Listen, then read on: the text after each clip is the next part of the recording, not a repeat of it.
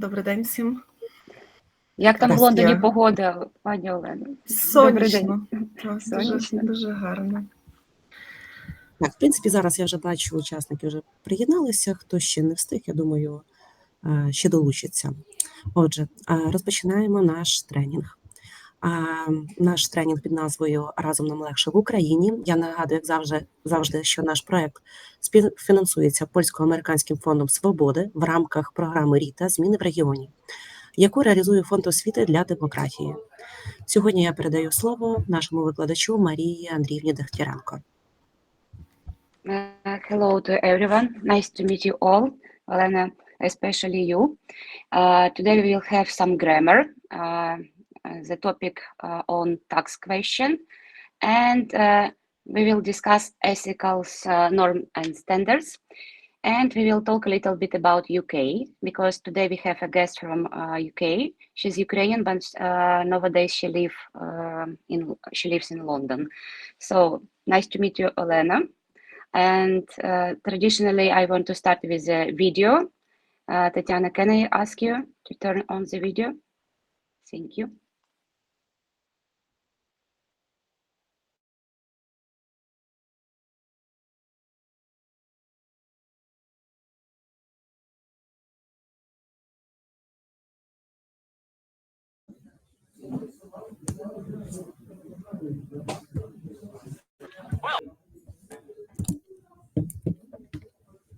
Okay.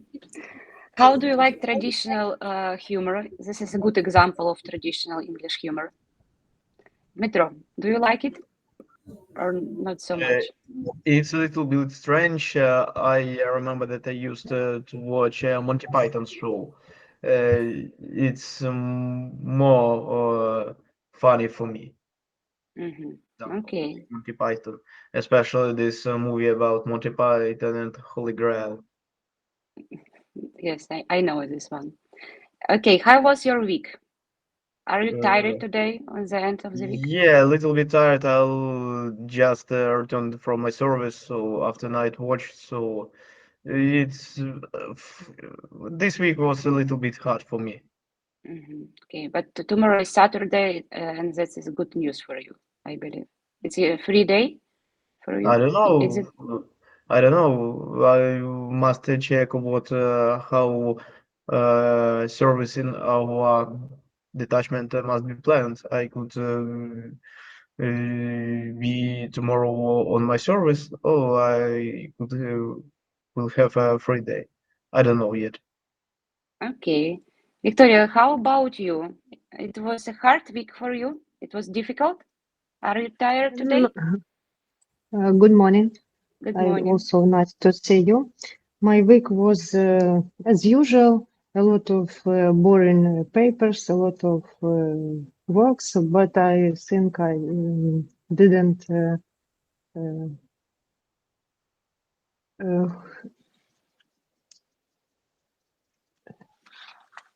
okay, it was not very hard for me. Today I'm also at home. I just have came from my work. I was on duty yesterday, and I think I will have 3 days free Nice. according to this weekend. Do you have some special plans for these 3 days? This is As I understand, it will be bad weather, and I think I will sit at home, and of course I will walk with my dog, especially, and it's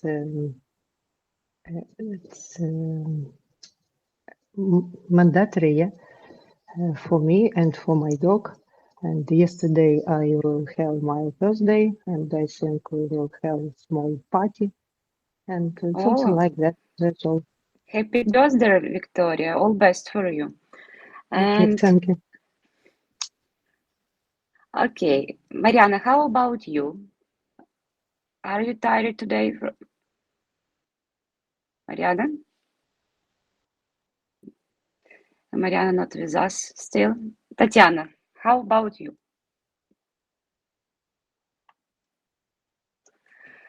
Okay, so Tatiana Tatiana, nice to meet you. Good morning, Tatiana. Are you tired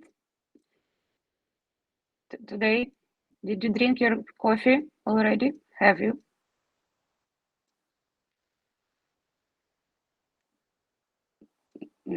Okay. I Tatiana. understand, Maria, that good morning, everyone.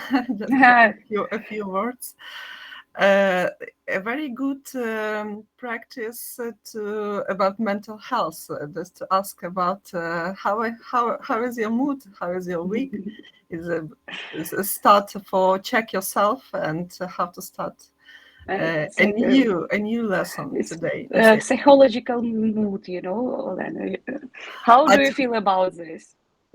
I think that it's very important to recognize your mood and your emotion And check. every day. I think that it's very important for understanding, first of all, yourself, and just for planning your resources and for prioritizing your day, and maybe make structure of your plans, maybe to make some changes from your previous plan. So just a few words, because I can notice that you check these mental things in the beginning of your lesson, and I think it's great. And how about you, Maria? Oh, thank you that you ask me, because nobody asked me here how am I. So I'm a little bit tired because I had a lot of work during this week, and you know, Friday is like a last day, and I hope that tomorrow I will have a rest, and maybe I will go shopping and spend my time with my friends, something like this. So, and we did not ask Marina about Marina. How are you? How do you feel today? Are you good? I'm feel very good, but a little tired. I had on this week very much of work and a business trips with controls of units. Mhm. So I want to break and have to do my weekends. Okay, so we watched a video about fears. Do you have some fear? For example, I have a fear about snakes. I hate snakes, and for me, snakes are disgusting. I cannot touch them. How about you? I have a lot of fears. I think but I don't like snakes. But I don't think that I fear them. I fear water. I don't know how to swim, so I fear to be drowning. Some. Okay, so water is the most. Waters, yes, big waters, lakes and sea, oceans. It's Okay. Don't like it. Dmitro, how about you? You look so brave. Do you have a fear, at least one? No, I think that everyone has his fears. When I used to be a child, I have a big fear for dogs, and for nowadays, I couldn't say that I have a big fear for dogs, but I try to be very careful with them. Or avoid them? Not avoid, but be careful, because sometimes it seems that it's a nice doggy with good mood, and then it come very close to you and bite you. Sometimes it all depends, because some dogs are unpredictable. Yes, it's You true. can't make any prediction about his behavior. I have a small dog, so and I believe that dogs can be friends, but they can be dangerous as well. So I agree with you. And Victoria, you told that you have dog as well, so you don't have a fear of the dogs. Yes, maybe you have another Yes. fear. Yes, I do not like snakes also and insects, no? Насекомые. And best of all, I'm afraid of closed space, I think. I Okay. can't breathe, I feel bad and so everything like that. In the underground, in the lift. How about subway? Do you use subway? Subway, yes. I said the underground, no, subway, yes. Okay. Polina, how about you? Nice to see you today. Good morning. Good morning. Nice to see you too. As for me, my biggest fear is driving. Driving? And I have a fear of cars because I had one traumatic situation in my childhood. So nowadays I don't think that I won't be a driver anytime. Okay, so a lot of idiots on the road, yes, Polina? And yes, I agree with you. You can be sure about your skills, but you never can be sure about skills other people, especially drunk people. Yes. Okay, thank you for your answer. And Tatiana, can I ask you about another video, second one, about English politeness?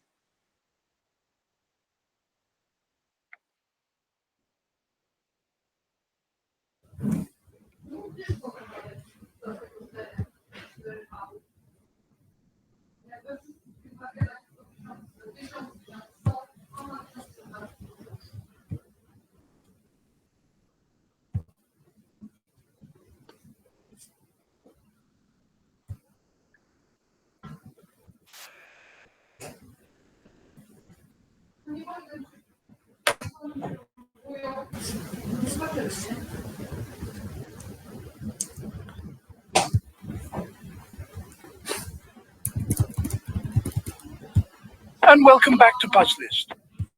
Today we're diving headfirst into a subject that's close to my heart, even though I might take the mickey out of it a bit, British politeness. Now, being British myself, I know that we're practically famous for it. We're like the world's most polite queue, always saying sorry and offering cups of tea. So if you've ever wondered why we're so darn polite, you've come to the right place. Make sure you're subscribed and let's get into it. Right, let's start from the beginning, shall we? British manners are practically spoon-fed to us from the moment we pop out. You know what I mean. We're talking hardcore please and thank you training. Before we can even say mummy, it's like you drop your dummy as a baby and your mum's already saying, oh, would you like that back? Just say please, darling. And don't even get me started on the thank you wave. You know, the one where you're strapped into your pram like a little astronaut and your mum's making you wave at every passerby like you're the queen. It's intense, I tell you. But honestly, it works. Before you know it, you're a little politeness machine saying TR to the postman and holding doors open for old ladies. It's ingrained in our DNA, I swear. Вот такие разукрашки приносят мне 4000 евро в месяц, но я даже не умею рисовать. Все делает за меня нейросеть. I remember this one time, my little nephew Dennis, he must have been 2 at the time, spilled his juice all over my brand new trainers. And you know what he did? He looked me dead in the eye and said, terribly sorry about that, Uncle James. 2 years old. It's just how we're wired, folks. Okay, let's be real. The British weather is about as predictable as my chances of winning an Oscar for this voiceover. It's cloudy, it's rainy, it's sunny for 5 minutes, then back to cloudy again. It's a roller coaster, I tell you. But here's the thing. We Brits, we've turned talking about the weather into an art form. It's our national pastime, our way of breaking the ice without, actually having to say anything too interesting. You'll be stuck at the bus stop, complete stranger next to you, and bam. Bit nippy out today, innit? Conversation started. We're practically fluent in the language of drizzle and overcast skies. It's brilliant, really. It's a polite way to avoid awkward silence and controversial topics, and actually having to make real conversation. Brexit. Oh, dear me. Look at those rain clouds gathering. Might need to fetch my brolly, see? Politeness through meteorology. Now, if there's one thing we Brits take more seriously than tea, it's the queue. Yes, the queue, that magical line of people where everyone knows their place and no one, I repeat, no one dares to cut. It's like our version of the law of the land, more sacred than the crown jewels. You could be waiting for a bus, a concert ticket, or even just the last croissant at the bakery. There's a queue, and you best believe we're joining it with the utmost respect. I remember once I was at the supermarket, just minding my own business in the express lane, because, you know, celebrity. And this bloke, he just waltzes in with a trolley full of groceries. Can you believe the audacity? The whole queue erupted in a chorus of tut-tuts and disapproving coughs. It was beautiful. The poor bloke didn't know what hit him. He scurried back to the end of the queue faster than you could say backwards at match. It's just not the done thing, you know. We queue, therefore we are polite. All right, let's talk about the S word. No, not that one. Get your mind out of the gutter. I'm talking about sorry. We Brits, we apologize for everything, and I mean everything. You bump into someone, sorry. Someone bumps into you, sorry. You sneeze, spill your tea, or accidentally make eye contact on the tube. Sorry, sorry, sorry. It's like our national catchphrase, our verbal safety net. We could probably win a gold medal in the apologetic Olympics if there was such a thing. I'm pretty sure I've apologized to inanimate objects before. Stubbed my toe on the table leg. Sorry, table, didn't see you there. The best part is we don't even have to actually be at fault to apologize. It's more about acknowledging the inconvenience, even if that inconvenience is entirely self-inflicted. It's just good manners, isn't it? Right, let's talk about the nation's favorite beverage, the one, the only tea. Now, tea in Britain isn't just a drink, it's a symbol of comfort, a social lubricant, and a darn good excuse to put the kettle on. And you better believe there's a whole lot of politeness swirling around in that lovely cuppa. Firstly, offering tea is practically mandatory in any social situation. Friend pops over, tea. Plumber's fixing your sink. Tea just survived an alien invasion. Bloody right, put the kettle on, we need tea. And don't even think about refusing a cuppa when offered. It's considered downright rude. You'll get a suspicious look and a suit yourself, but trust me, you've just committed a social faux pas of epic proportions. But it's not just about the offering, it's about the whole ritual. The milk first or water first debate, the careful stirring, the polite slurping, never ever slurp loudly, that's just barbaric. It's all part of the dance of British politeness. Now, you've probably heard of the stiff upper lip, that very British trait of stoicism and emotional reserve. Well, guess what? It plays a big role in our politeness too. You see, Brits, we're not big on public displays of, well, anything really. We keep calm, we carry on, and we certainly don't want to cause a scene. So instead of shouting our heads off or throwing a tantrum when things go pear-shaped, we slap on a smile, mutter a polite dear me, and get on with it. I mean, imagine this. Pranie może być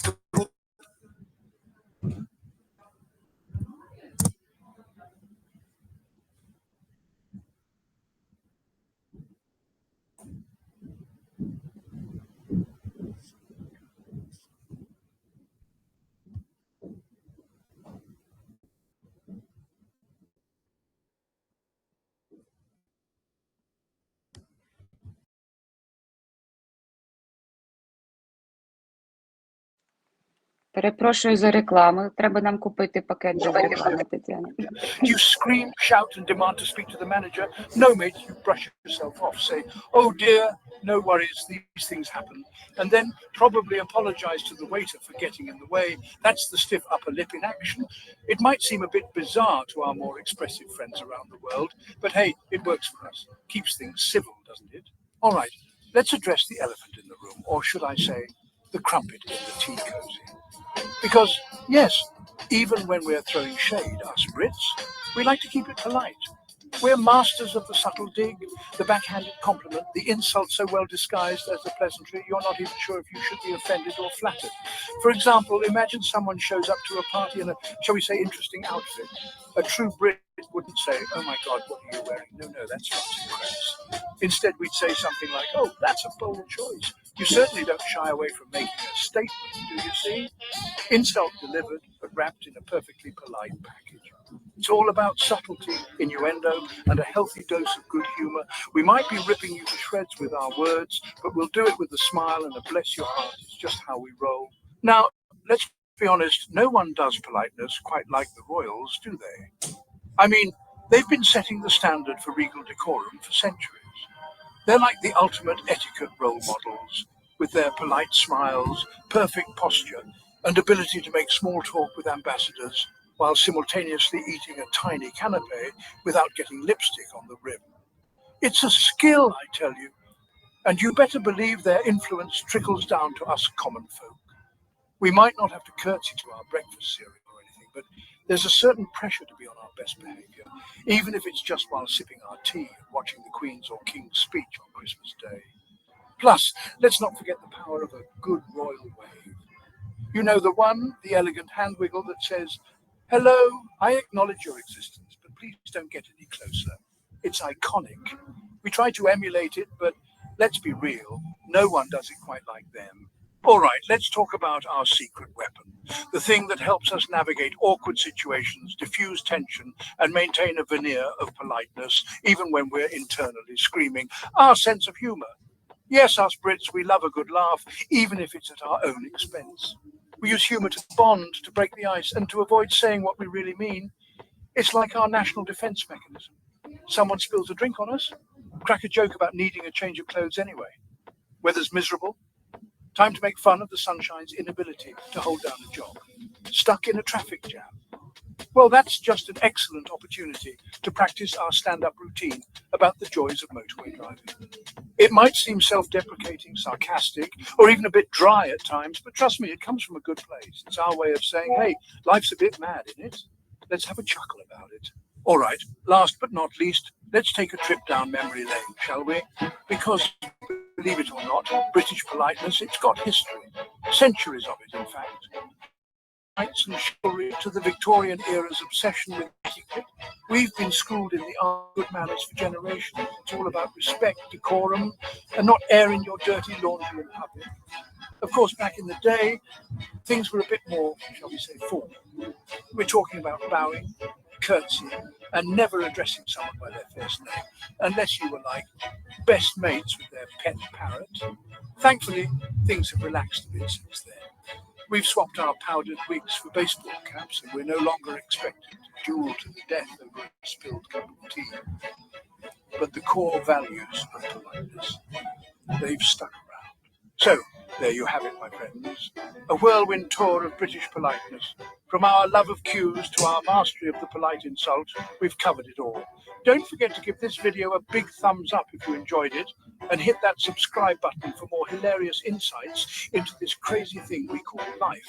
And most importantly, I want to hear from you. Tell us in the comments your favourite British mannerism or the funniest polite encounter you've had. Have you ever experienced the wrath of a queue jumper? Or been offered tea by someone who just witnessed a meteor shower? Let's have a good chuckle together in the comments section. Until next time, cheers. Okay. I'm sorry, Olena. I'm sorry so much. And I want to ask you, is it true about English politeness? Are they so polite? Because you saw at the video that they talk that politeness is like the main characteristics of English people. Is it true or not?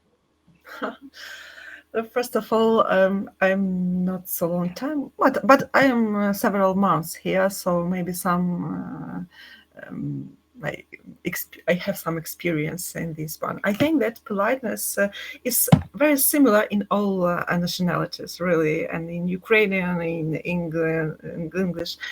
The politeness is very similar, but maybe we express our politeness in different ways, because the difference, for example, if to compare Ukraine and English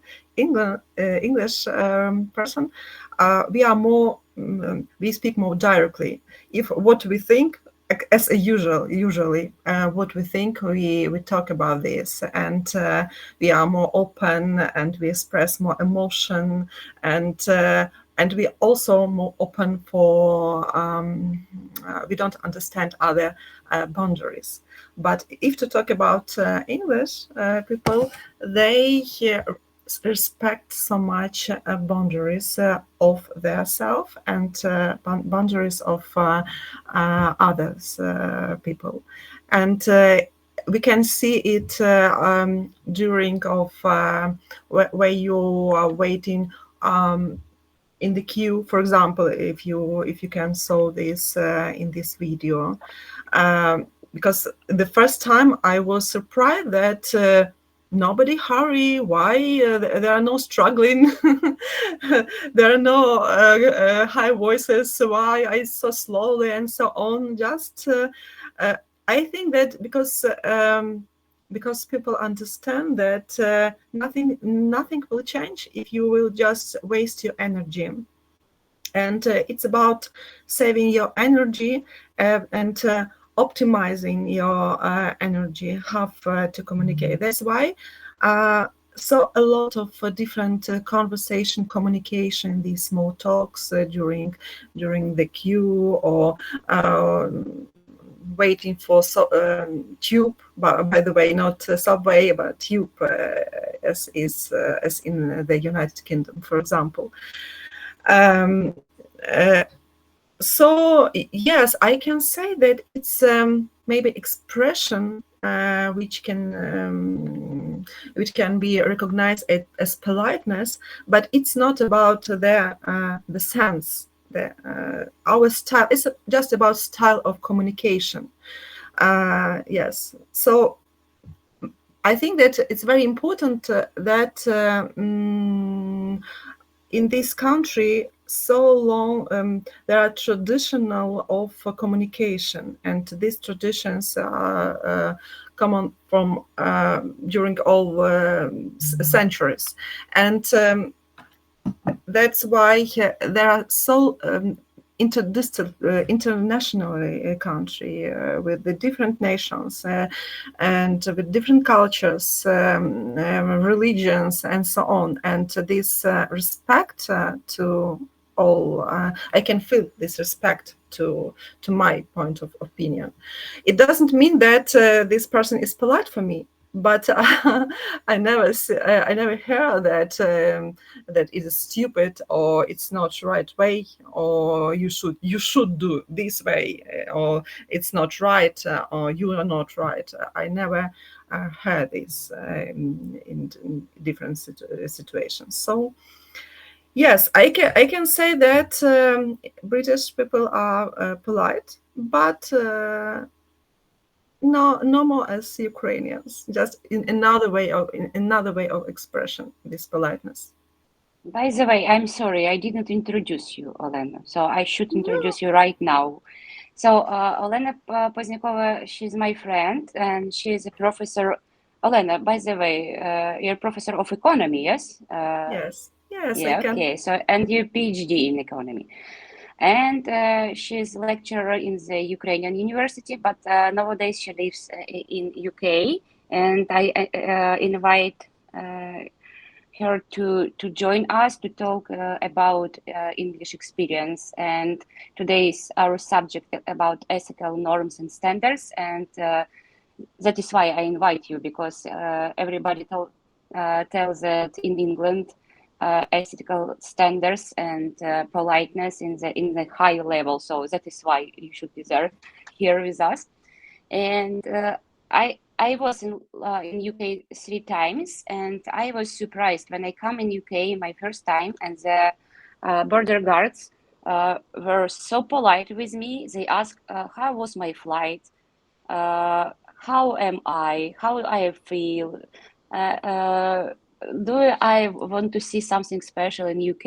And they were so polite, and I was so surprised, and I didn't expect that border guards will ask me about my mood, and so I was surprised. And my opinion about England, that the politeness there in the high level, but maybe I met really polite people. No, I agree with you. Yes, it's about a culture of communication, and it's also about legislation, by the way, because now I'm here not just I don't most of my time I live here now. During several, I have been living here during several months. But I'm not just living. I work here and I study here, and just try to understand and to get new experience and new knowledge. New qualification, and what I can see that here is really strong legislation concerning ethical issues and safeguarding. About safeguarding and about prediction of these not good and not polite different situations. So in your especially in these areas when you are working with people and with children, with good big groups of people, and you received a lot of different instructions how to act in different situations. I know that in every country there are this instruction, but here in the United Kingdom, a lot of a big point of view is mental health, about emotional intelligence, and about politeness also, because politeness is just an expression of your acts. So yes, I also was expressed, but Maria, one if for example you are a tourist, yes, it's one example. But if you live here, okay, so you can understand that not all jokes are as just jokes. Sometimes it's so strange and so ironic, and it's like a way to tell truth. Yes, the jokes. Yes, like and sometimes when you begin to understand these jokes and this context, sometimes you understand that it's not about politeness. It's just about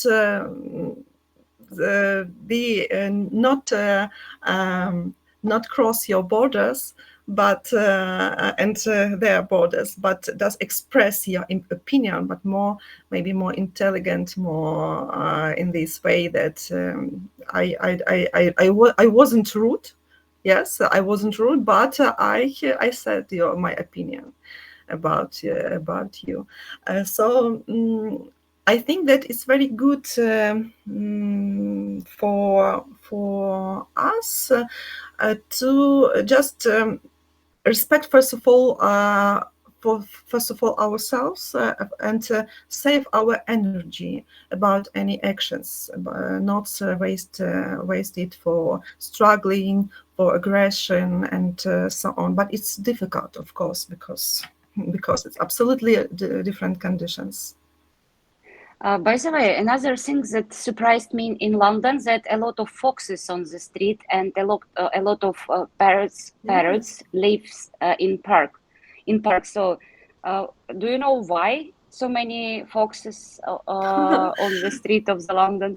Yes, I also live in this area. It's the south part of London. It's the closest part to France, but it is still a city, and there are a lot of foxes. And why? Because householders just leave them food, and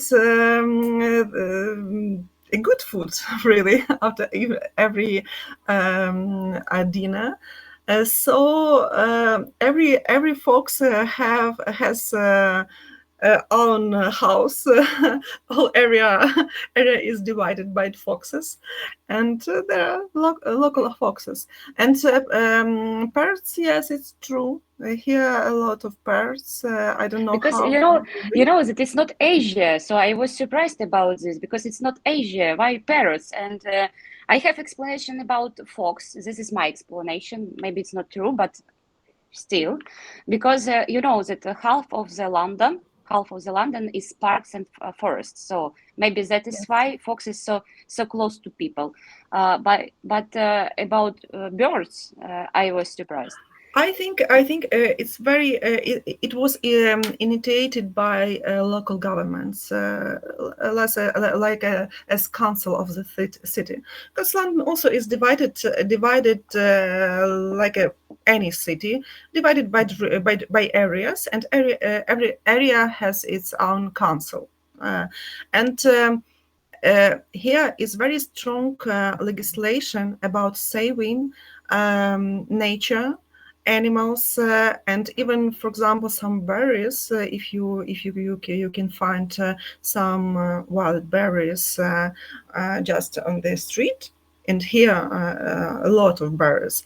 So local council doesn't recommend it by humans, not because ecology but because these berries, these apples, for example, and so on, can be useful for animals, and it is the main explanation. So the saving of animals, of nature, is in high priority in government. Really, I can yes, I can say it honestly. It's really it's true.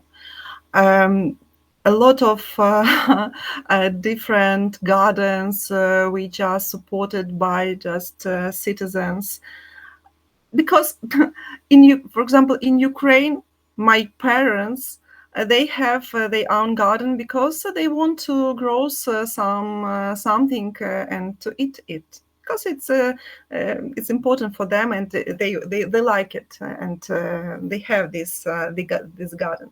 And here, gardens, if you want to use part of garden, of public garden, you can pay for this, and people really pay for this because they want to make something useful for society, and just is a part of their rest, yes, of their ecological rest. So it's a big difference. Yes, for I heard about this community gardens. Yes, that the people gather together and they care about gardens. Yeah, actually, it's in France as well. So, but the foxes behave like homeless dogs in Ukraine. So they come to yes. Close to the houses, ask their food, and it's weird for me that wild animals behave like this. Marina, what do you think about this? Are you surprised about foxes in London? I do. I didn't know that there are so many foxes and they're in the streets. It's interesting. I didn't saw in my life foxes, really, because they aren't in the streets in my city, weren't. So it's funny, but I think foxes are dangerous too. Yeah, actually, even more dangerous than dogs because they are wild. So, Pedro, how about you? I remember your fear about the dogs. How about foxes? Is it better for you option to live near, too close to the foxes or to the dogs? It doesn't matter to me, and I used to fear dogs. Now I just try to be careful with dogs, with dogs which I don't know. I could say that, but I'm not surprised. When I used to live in Krakow, also met foxes on the street, but not in the city center. Near my dormitory, it was a huge park. Which called Blonia Krakowskie. And when I met foxes a few times when I returned very late at night. They come to the from this park. I guess that they come from this park because there are a lot of trees. It was a huge park zone. So they come to the houses, to big houses, blocks of flats, because near the trash places, they could find something interesting for them. So when I returned a few times from the party, I was a little bit drunk, so I watched, oh, is it false? As usual, it's a squirrel comes to you when you drink a little bit, but it's a fox. I first thought that it was a dog. It was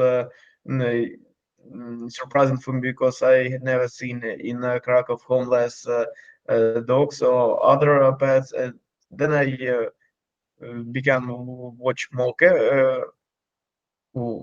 careful, and I noticed that it was a fox.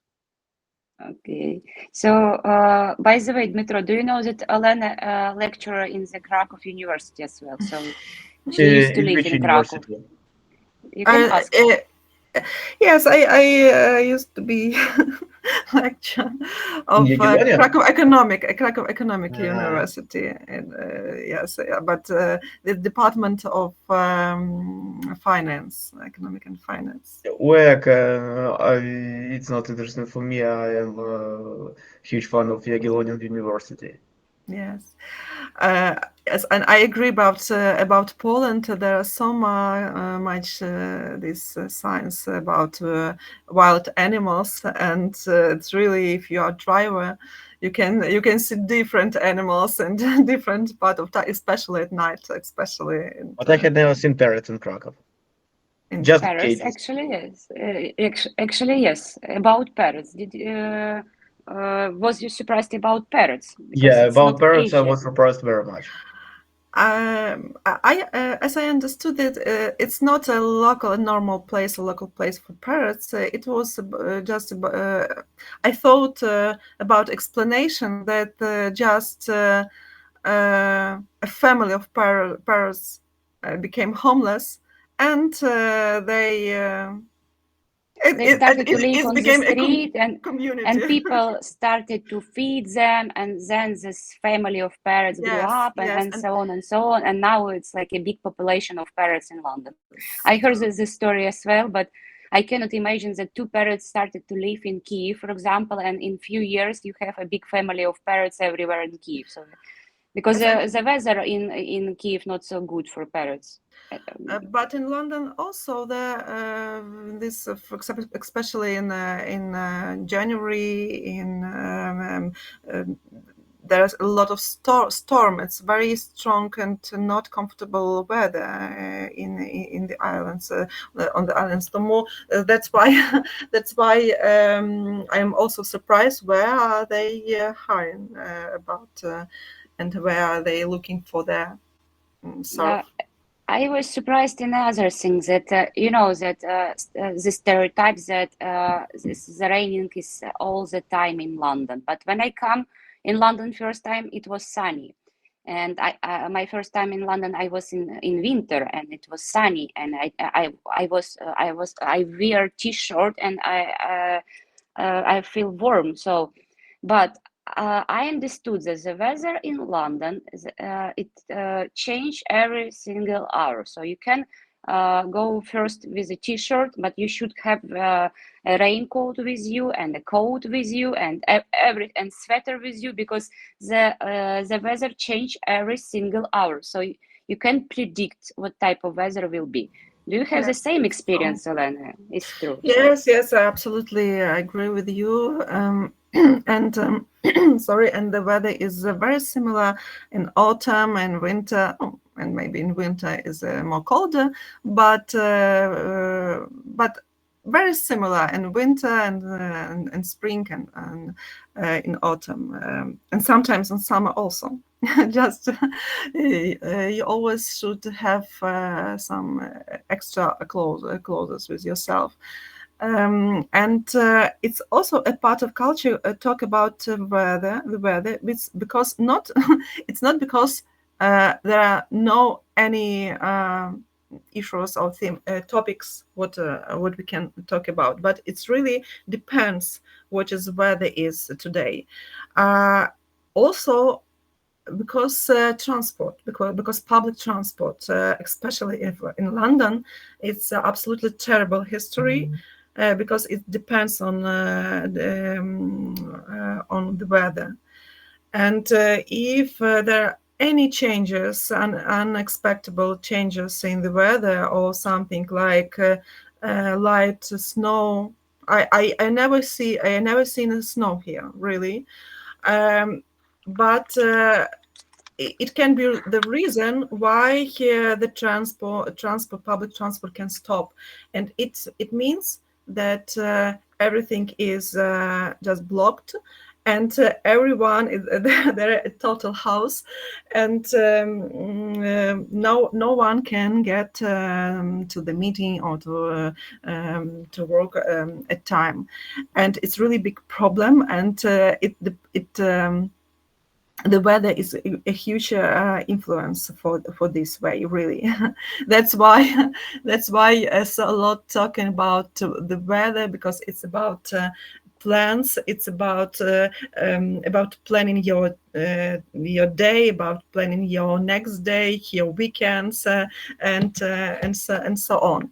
So talking about weather, the weather, it's not only about politeness, it's about just pragmatic exchanging of information and trying to predict what you and to check what your friend or what your colleague knows about the weather. So, by the way, another topic. You told that the weather is good to discuss with everybody, not only for politeness, but you should not talk about health, about politics, and about religion. yes. Is it true? And about money, So- yes, how much And you about earn. money, how much you earn. So It's the very weather is safe topic to talk about. Yes, in London. yes, the weather, and also about the plans about holidays, some recommendations, what could you interesting to recommend me to see. It's very polite, and especially in countryside, in the United Kingdom, in the city, if you ask about ask something, because yes, because it's about your interest, and your it shows that you are opening to understanding country and involving this new culture. It's about exchanging of knowledge, because yeah.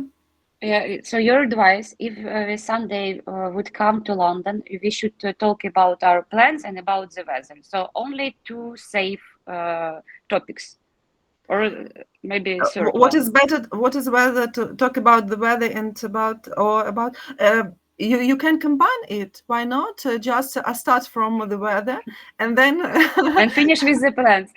Okay, Yeah. but in Ukraine, if somebody asks how are you, you should say how are you for sure. So you should say that I have a problem there, or with my parents, or with my daughter, or with my dog, no matter what. But in UK, I know that if somebody asks about how are you, you should say I am okay, thank you, how are you, and that's all. It's like a short conversation. It's only for beginning the conversation. Am I right? Yes, you're right, and it's in all levels and in shop when you just you can just talk with strangers in the bus, for example, on just with your neighbors in the queue, for example. I really was surprised that people are such communicative, and they don't use mobile phone a lot, really, in in their real life. I think maybe it is because the mobile phones are very popular for stolen in the United Kingdom. When you go to the street and just take your phone, keep your phone in your hand, it's very big danger that a group of young people can just steal your phone. It's really a big problem for London, for example. And maybe it's one of the reasons why people don't use their phones, their mobile phones in public places. It's good to it's good to understand the cultural differences because you know that in Finland, for example, if you come to Finland, Finnish people so quiet, they don't like to talk, they so introverted person, so and you feel that maybe they don't like you, maybe they don't want to see you here, but one Finnish lady explained me that no, it's like a part of our culture. Finnish people used to live in the big distance between each other, so they did not use to speak a lot. They speak only in the saunas, and the only one place that you can speak with the Finnish people is sauna, because they gather together in sauna once per week, and this is place to discuss all news, you know. So a country of introverts. A country for introverts. And even when war began in Ukraine, the Finnish people want to help Ukrainians, and they, you know that Finnish is a sea country, so they come to the sea to meet Ukrainian who come from Estonia by boats. And they have like a piece of paper that Ukrainians were here to help you, but they did not speak with Ukrainians, you know, that only piece of paper, and that's all. So it's good to understand the cultural differences, because you will be surprised when you will come to London, and you will be surprised when you will come to Helsinki, because nobody will speak with you. Nobody. Yes, but I think that United Kingdom is a country of extroverts, absolutely. People like to talk. Really, they ask you. They save their self and your borders. It's very important, really. By the way, you told before that you should not talk about politics. How about war? Should we talk about war when we come to UK? Should we, or it's an unpolite topic?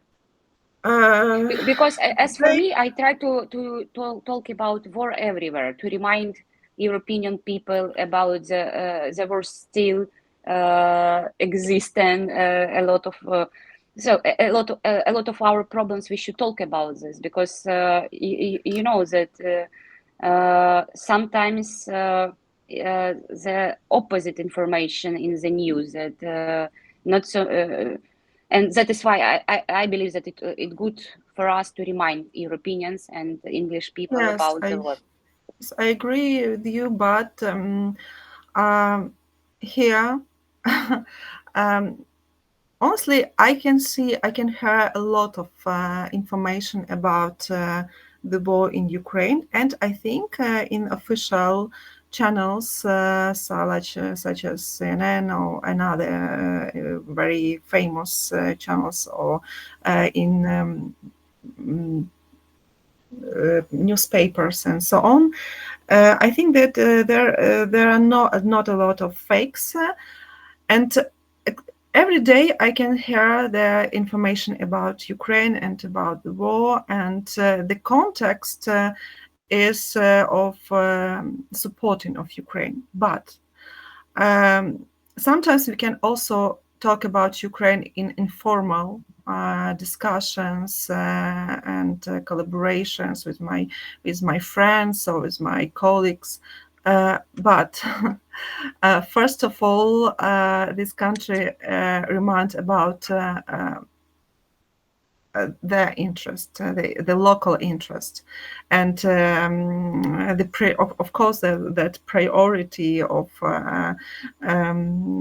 for the United Kingdom is their own interest. And what I was surprised, and it was new understanding of the culture of the United Kingdom, that in professional life, it's not good to express your emotion. So you can talk about Ukraine. You really, it's important to talk about Ukraine. But if you show your emotion, British people don't recognize you as a professional. and it is true. So just So it's like a, sorry that interrupts. It's like a lot of people die and you're faced without emotions. I just tell you one example. My friend, she is a student in one of the university in London, and it was some art direction, and she had one task. It was competition about short video about some history, some important, very interesting history, and she decided to make this short video about Ukrainian story, about small girl and her soldier, and her father, who is in the east part of Ukraine, very dangerous part, and it was very on one hand very sad story, but with a happy end of this story in this small film. And during the presentation of her film, she just started crying. And she presented this film. This film was really cool, great. It got high grades and so on, but she didn't receive the main prize. And then when she asked about the explanation why, what is the reason, the jury said her that everything was great, and the conception and the structure and so on, but in the presentation it was not professional to express your emotion. So the truth about the United Kingdom is it's just it doesn't mean that I agree with it. Yes, I just say the facts about the culture. The truth is that if you cooperate with British people, company, I don't know, you have some British Ukrainian cooperation, you don't use your emotion in your cooperation, because it recognizes as your weakness. Yes, is your weakness, and just to make it as in a mathematic in model, using a model without plus and without minus, just facts and just facts to prove your opinion, and it's the style of communication and cooperation with British colleagues. By the way, maybe it's in Poland. Do you remember that I'm a lawyer? And yesterday I visited police department, and one of policemen asked me that they don't understand if it's so dangerous in Ukraine, why Ukrainian people return to Ukraine. So he asked a question, maybe they don't understand Ukrainian behavior. And I try to explain him that it's about feel of that you should return to your home, no matter what. So no matter what, you want to live in your home. Yes. But for them, it's not so clear, So, and I receive a lot of weird question. Is it safe in Lviv, for example? Is it they believe that in Lviv people live without any dangerous situation? I say that the rockets don't have a border. So one day they hit Dnipro and another day they hit Lviv. So you cannot feel safe in Lviv as well, in the west part of Ukraine as well. Of course, the most dangerous places is Donbass and east of part of Ukraine, but still Lviv still in dangerous. So maybe it's we should answer the question. We should explain our behavior to foreigners to make clear why we do like this. For example, why we return to Ukraine. I don't know, Maria. Honestly, I don't explain nothing because honestly, because almost no one asked me why you are here, and why is your decision to be here, and honestly, I'm here not because of danger, because of other reasons and so on, but I was what I understood here that it's really useful for me for improving my skills for asking the question, because I understood that I didn't know how to ask, and because here I saw that what is the question, which will be the answer. Really, what you ask, you receive the answer. I understood also that very important not explain why. Of course, in the informal conversation, I tell about different these danger stories and so on. But no one person will understand if she or he doesn't have this experience. It's true, and very important to just to. Tell about our traditions, about our point of views, about and in different contexts. For example, when I had some lessons, my English lessons, at the end of our course, we had some task. To present some process, and I paid attention that most of participants of our group and most of these participants are from Pakistan and so on. I was only one from Ukraine, but all of us we choose to describe the process of preparing our traditional food, because it's a part of heritage, and just to share this information about our values, about our culture, about why while I'm here. I don't know how exactly. I plan to stay here to stay in here during some times, and I made a decision for myself that while I'm here, I will be the bridge between my colleagues and in these resources, because the United Kingdom, it's not only about interesting building and interesting history. It's also about resources, and resources about maybe in future investment resources and human resources, about this communication, and it's really very, very important. So to share my experience, my vision, and if I became authority here, if my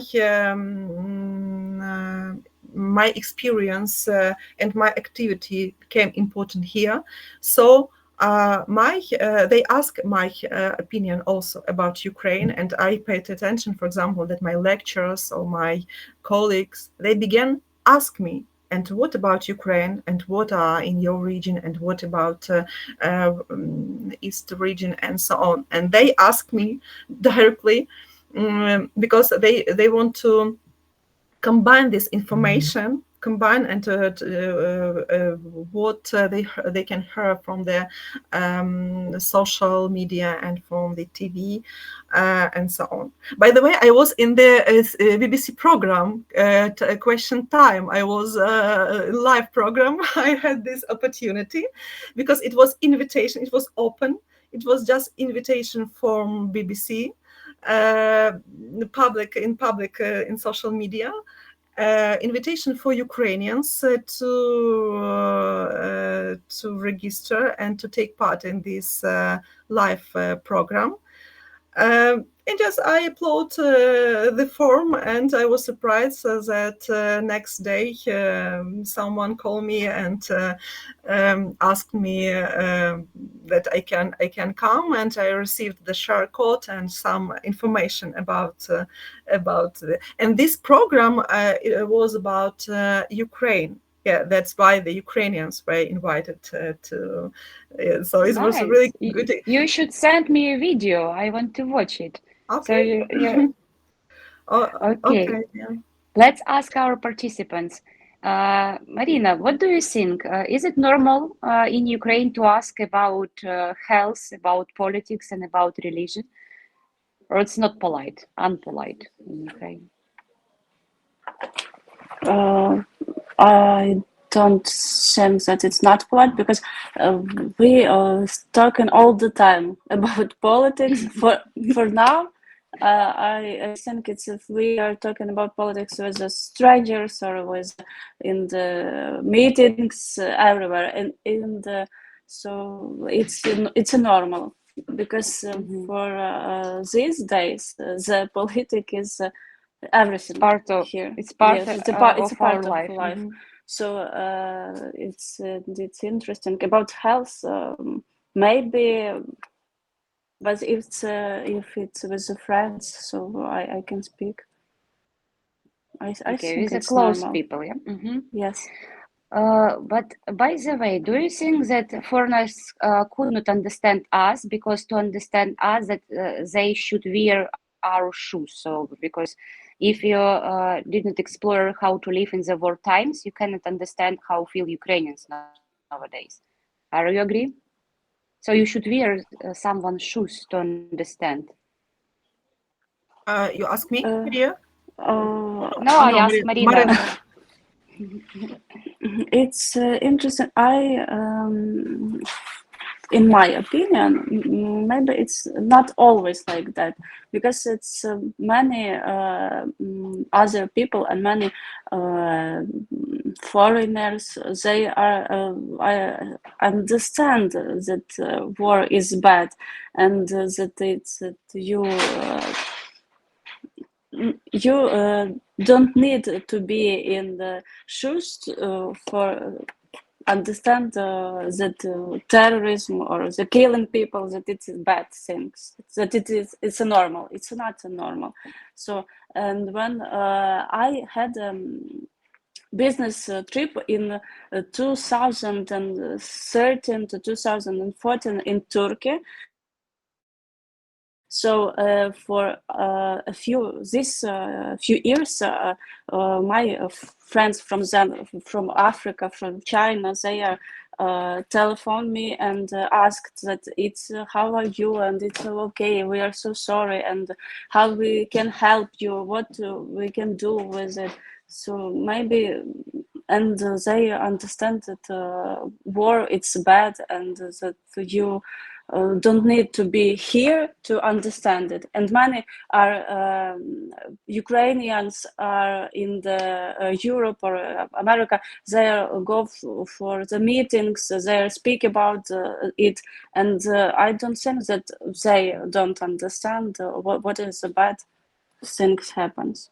So maybe it's not always need to take shoes. Yes. Wear someone's shoes. Dmitro, how about you? Do you agree with Marina? It's all depends. For example, I know the first days of war, a lot of my colleagues from Poland text me, ask how about me, where is I am, that I am the army now, like in some status quo. So it was a big interest in the first days. During the first year, also a lot of them wrote to me, but nowadays just a few colleagues could ask me. So it's as a lot of necessary question when it's popular and actual, everyone has it in his mind. He woke up and go to sleep with these thoughts in his head and something like that. But after 3 years, a lot of people lost the interest. For example, first day of war, everyone put yellow and blue on their photos in social media, something like that. There was a lot of hashtags stand with Ukraine and so on. After that, a lot of foreigner people from which I know. Can't to forget about that. Then after that, they have a Palestine-Israel conflict. That they began to be engaged in this support, something like that, and a lot of them lost interest because there are a lot of other media actions that takes their interest. So it's very hard to be involved in one team for 3 years. It's a very big friend of Ukraine and supporter of Ukraine who could be stayed for 3 years and don't lose their interest. Does it mean that support of Ukraine decrease? Maybe it's not decreased. Maybe he is still support, but he didn't. How to say? Show this support and in social media, something like that. He could still support, but he don't pay a lot of attention to that. Oh, he, she, something like that. So people tired of our work a little bit, talk about this and show support. Yeah. Not how to say tired. For example, a lot of new actions which happened in the world take it take their attention. Take the interest, something like that. Okay, Dmitro, but you hear that Olena said that you should share positive things about Ukraine, for example, culture or something like this, heritage and so on. Do you think that it's still important nowadays to share a negative information as well? That, I don't know, for example, that Russian hit the children's hospital or something like this, or we should share only good things about Ukraine? Nowadays. Of course, it's a necessary question. It's one of the form of our resistance to shout that we have such a problem, such a catastrophe. It's a tremendous catastrophe for Ukraine. We should post these posts in social media, something like that. But it's a human nature. It's a human nature when you can quickly lose interest and switch to something new. It's just a human nature. Okay. When you are surrounded about this, when you live in this catastrophe, of course you are involved. But when it happened someone else, you could just quickly lost your interest. Even for Ukrainians, I remember when it was such a problem in Sudan in 2019. Everyone update their photo profile in social media. We support Sudan, something like that. A lot of people don't even know that they have Sudan and South Sudan, that it's a different state. Some bloggers began to organize aid programs and food supply to the Sudan. But in a few months, they switched their interests. It's just problem of human nature.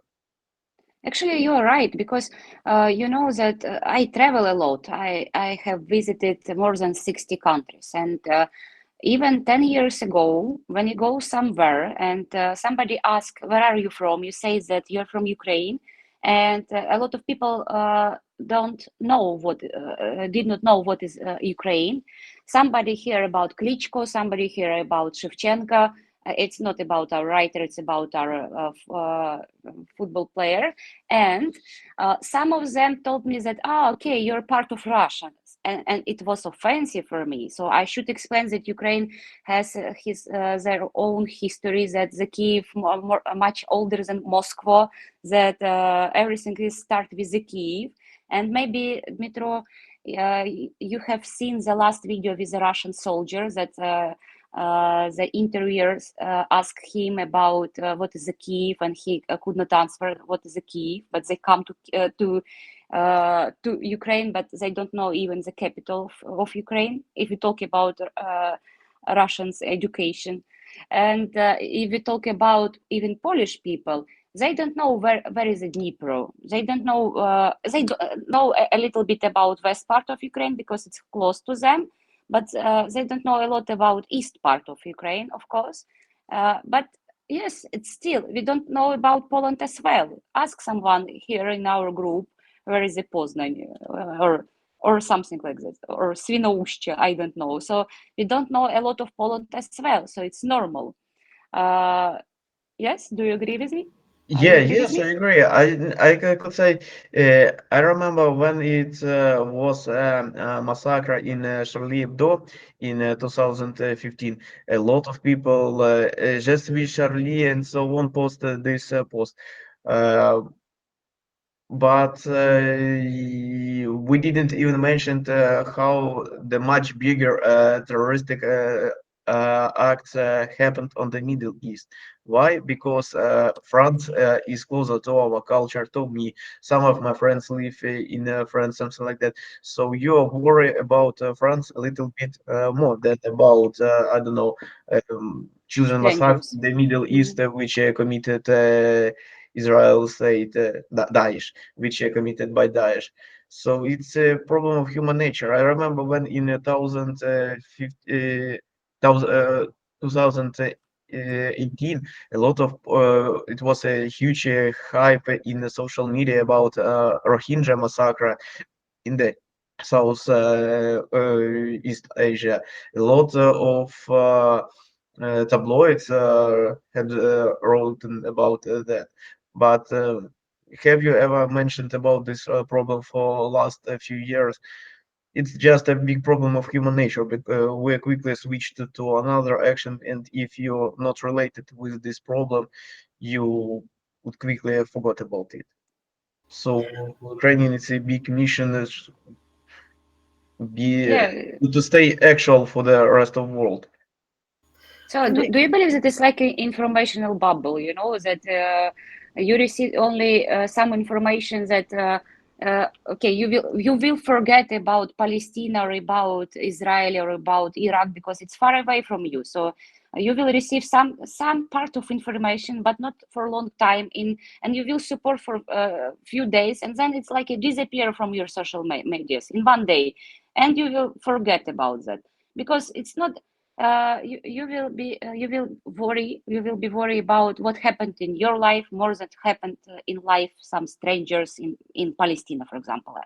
As for me, it's a problem of human nature. For example, I used to study at the Faculty of International Relations, so I a little bit interested what happened in the world. And for some person who didn't interested in this, it doesn't matter what happened with Rohingya, who is Rohingya, something like that. So it's just problem of human nature that we very quickly lost our interest or very quickly switched.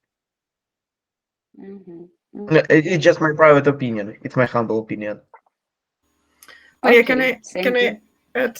Yes, I agree with Dmytro about human nature, because there are a lot of information, and every day something new, especially now, Trump, tariffs, import, export, stock market, and just chaotic, and some a little very huge changes in the world.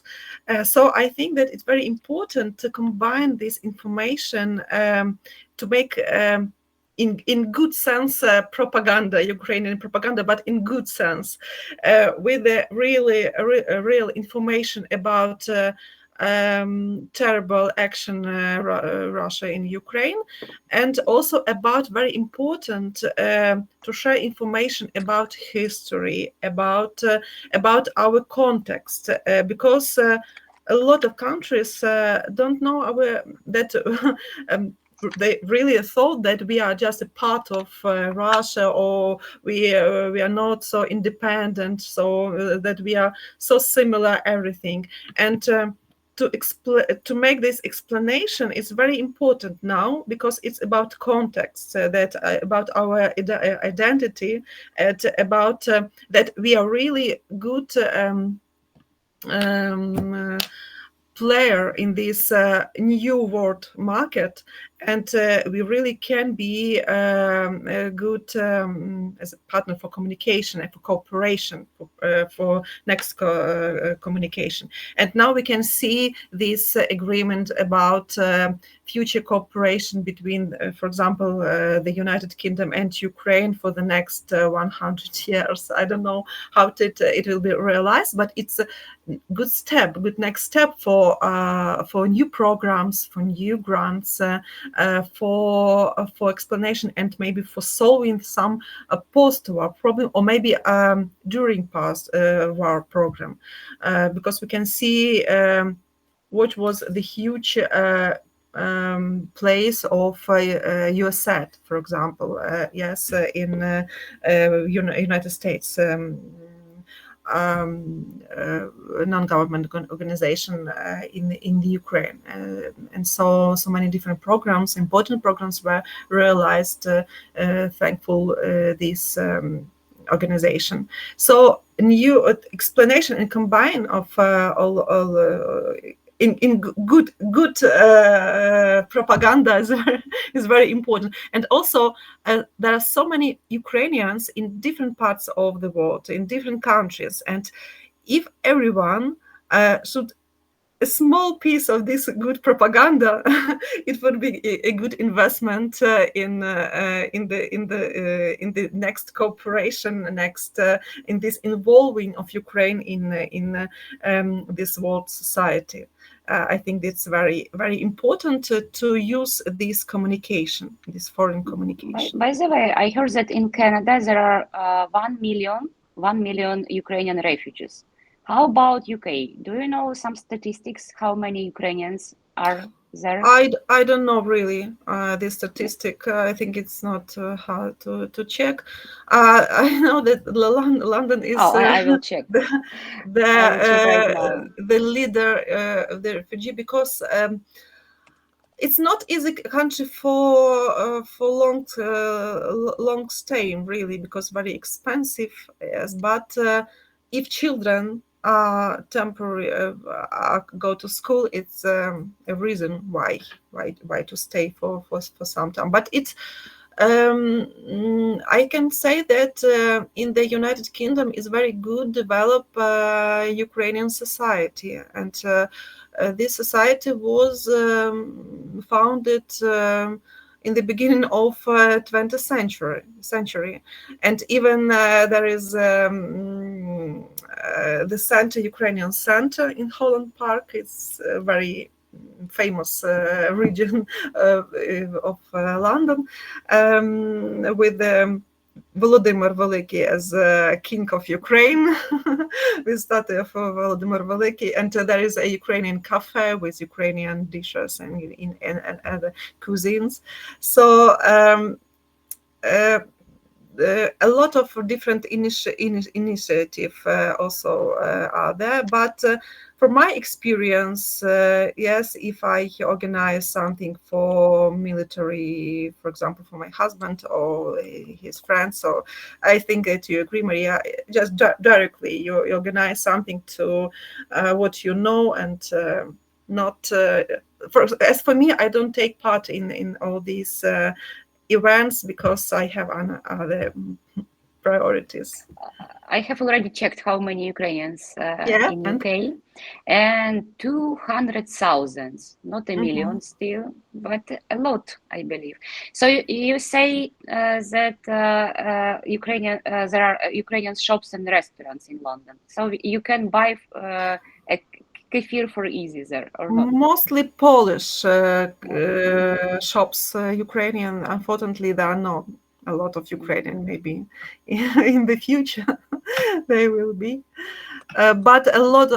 I can hear Ukrainian language in different cafe, especially students work in cafe, and sometimes I can talk with them. And it's Ukrainian language, really Ukrainian, and it's great. Yeah. Do you miss buckwheat, Olena? Buckwheat. Гречка. Do you miss гречка? Buckwheat. In Polish, here it's superfood. Superfood, really. Yes, I sometimes I bought it in Polish shops. Yes, but why Polish shops? And I don't know if there are Ukrainian shops, but Polish shops there are a big net, as a net of these Polish shops, and there are also Ukrainian products. Some are Ukrainian items. For example, Nizhensky from Nizhen, cucumber and tomatoes from Nizhen, for example. Can you imagine this? So some I cannot Ukrainian imagine products. that in Nizhyn there is a monument of cucumber. So I cannot imagine that. It's like a joke, but when I show this monument to foreigners.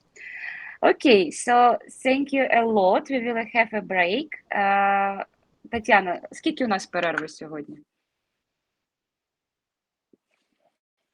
Пропоную 20 хвилин. 20 хвилин. 20 хвилин. Добре. So see you in 20 minutes. Thank you, guys.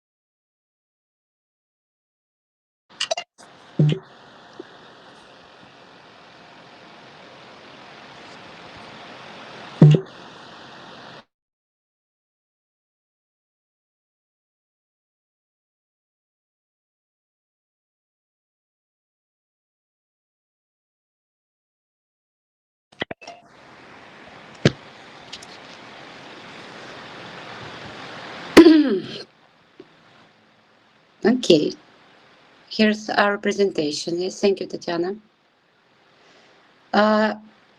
Today is our topic of our grammar is tax questions, and before we will start with the grammar, I want to ask the question to Olena, because you know, Olena, we have several guests before you from United States, most of them but still. And my traditional question to our guests, it's about discrimination, because the main topic of our lessons is human rights and discrimination, anti-discrimination laws. So I should ask you about discrimination in UK. Do you feel that you was discriminated as a Ukrainian? Oh, thank you, Maria, for your question. It's not easy question because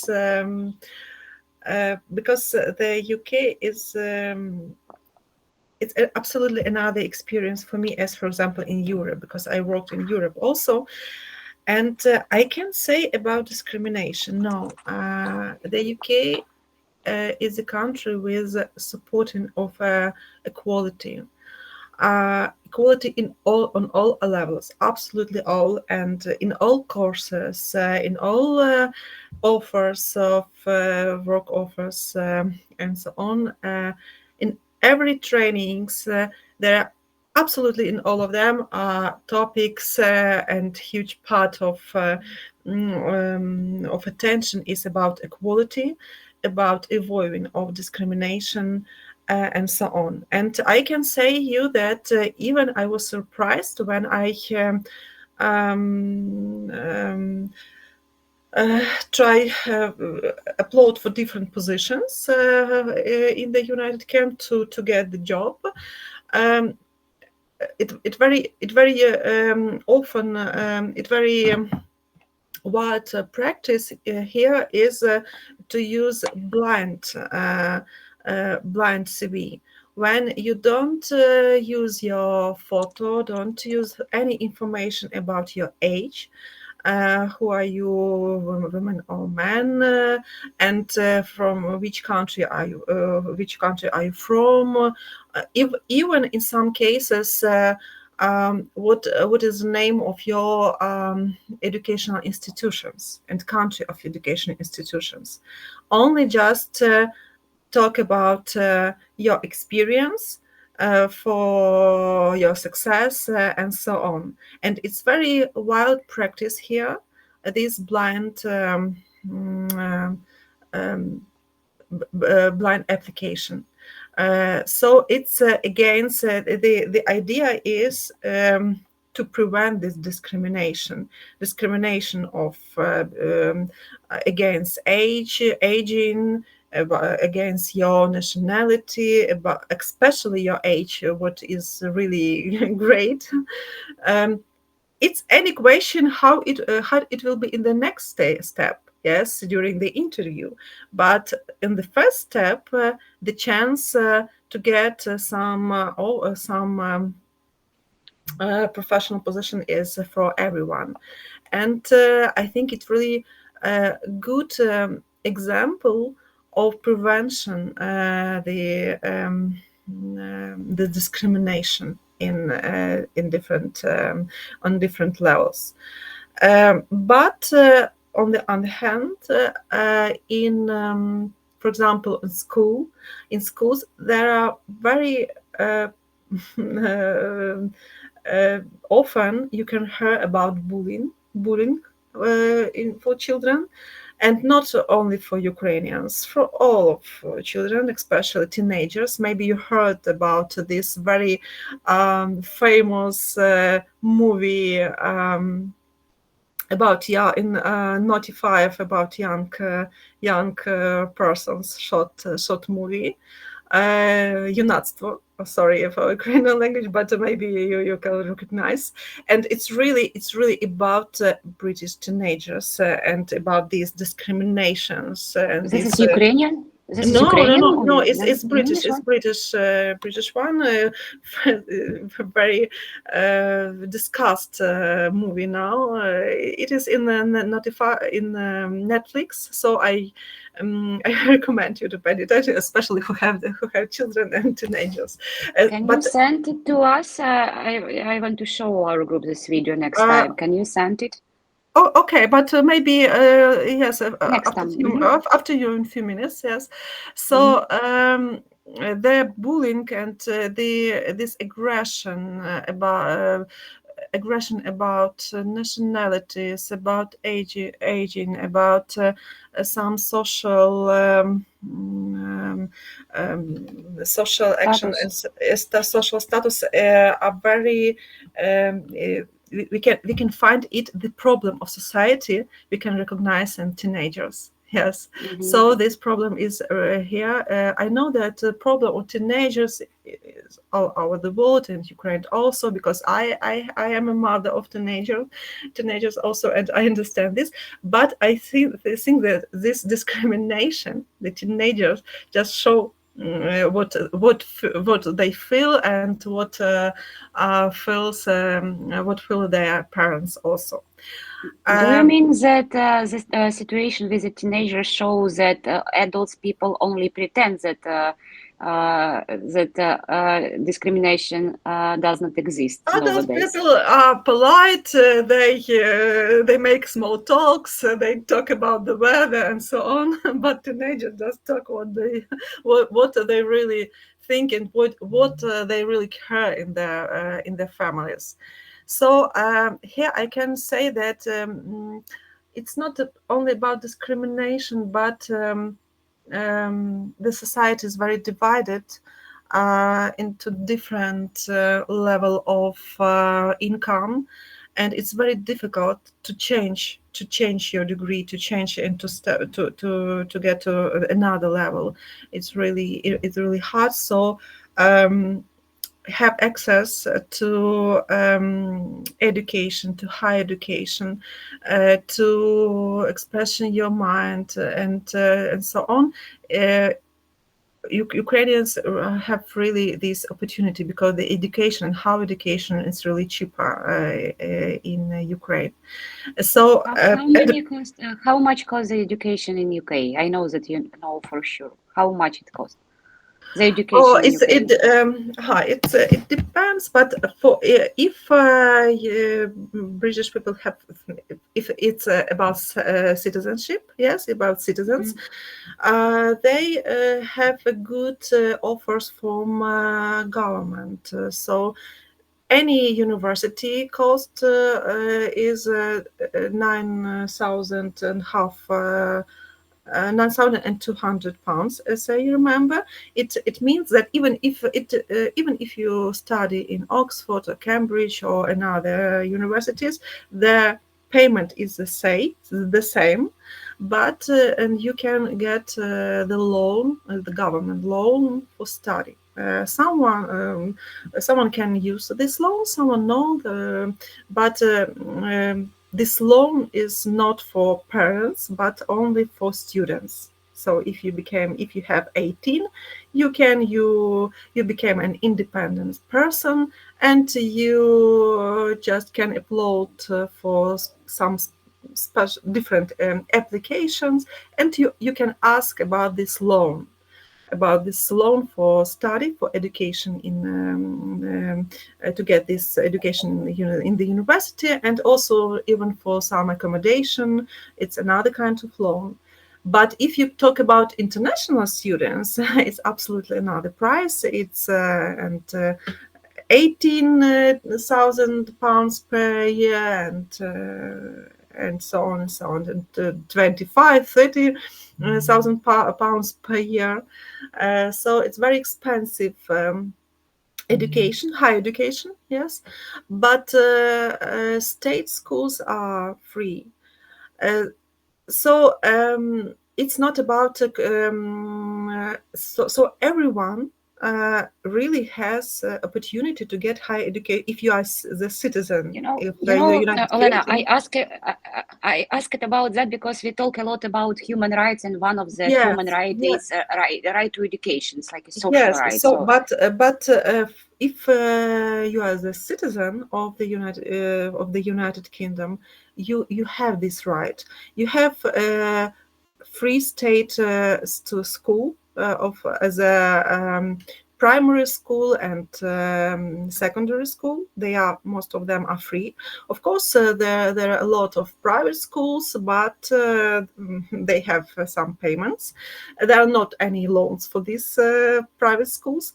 The loans, student loan, is only for the university, and this money transfer from government for special fund of government directly to the university. Yes, so it's maybe more as a government program for supporting higher education of the United Kingdom, and it's really education sphere is really very important part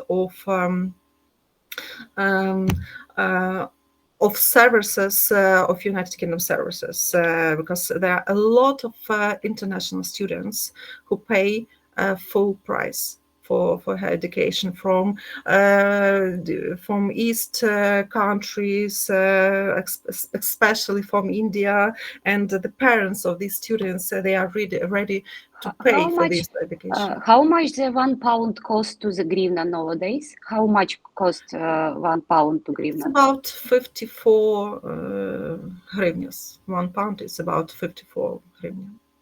Okay, so you said that per year it costs like a 20,000 pounds, yes, the education? For international students. For international, so yes. I try to count how much in hryvnias. And, it's a lot of it's a lot of hryvnias. The cheaper education, of course, is in the European Union. But yes, for international students, it's not only about the quality of education, but also the education, as I know, is with a lot of practical cases and with good cooperation with the international companies. And mostly the choice of parents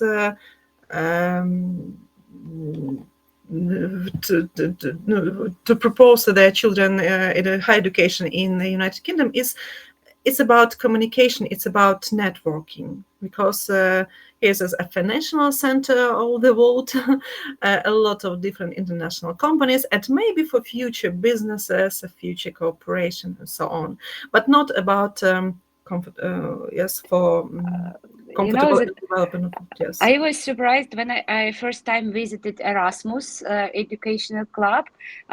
All education started with the games. And, so serious people gathered together, like doctors of law, PhDs, and so on. And we were playing games. And for me, it was so weird that we start education with a game. Then we study a little bit, like 15 minutes, and again the game, and again the game to know each other, game to become one team. And I know that way of studying ways of studying are changed nowadays, but still, let's ask our participants. What do you think? Polina, what do you think? Is it good that now the ways of education are changed? For example, that a lot of networking, a lot of practical cases includes in educational process or not? Is it good? Let's play a game today. Maybe. I think practical part in education is very important thing, and nowadays there are a lot of internet platforms for study, So I think it's good. But how about games? Because it looks like a Ukrainian marriages parties, you know, that you play a game together, and it's a little bit silly games. It's not some serious games. So what do you think? This is good to relax people in the group? I think this is good in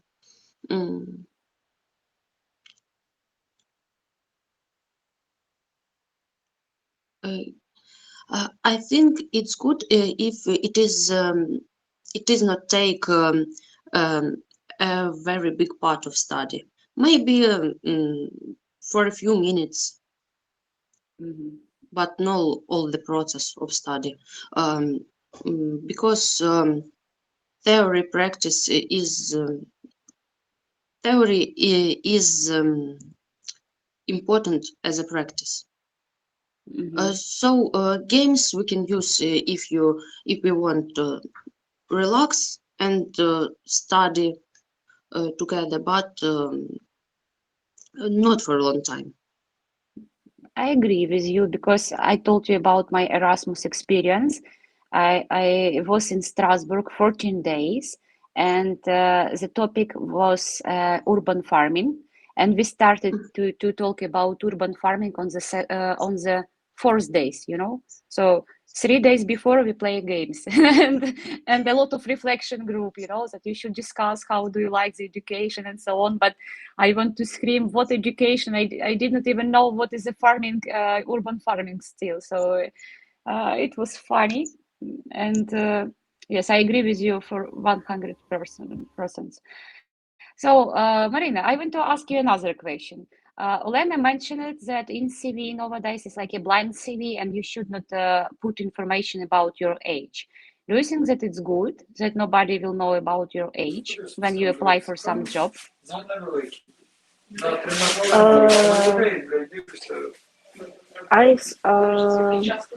don't know actually.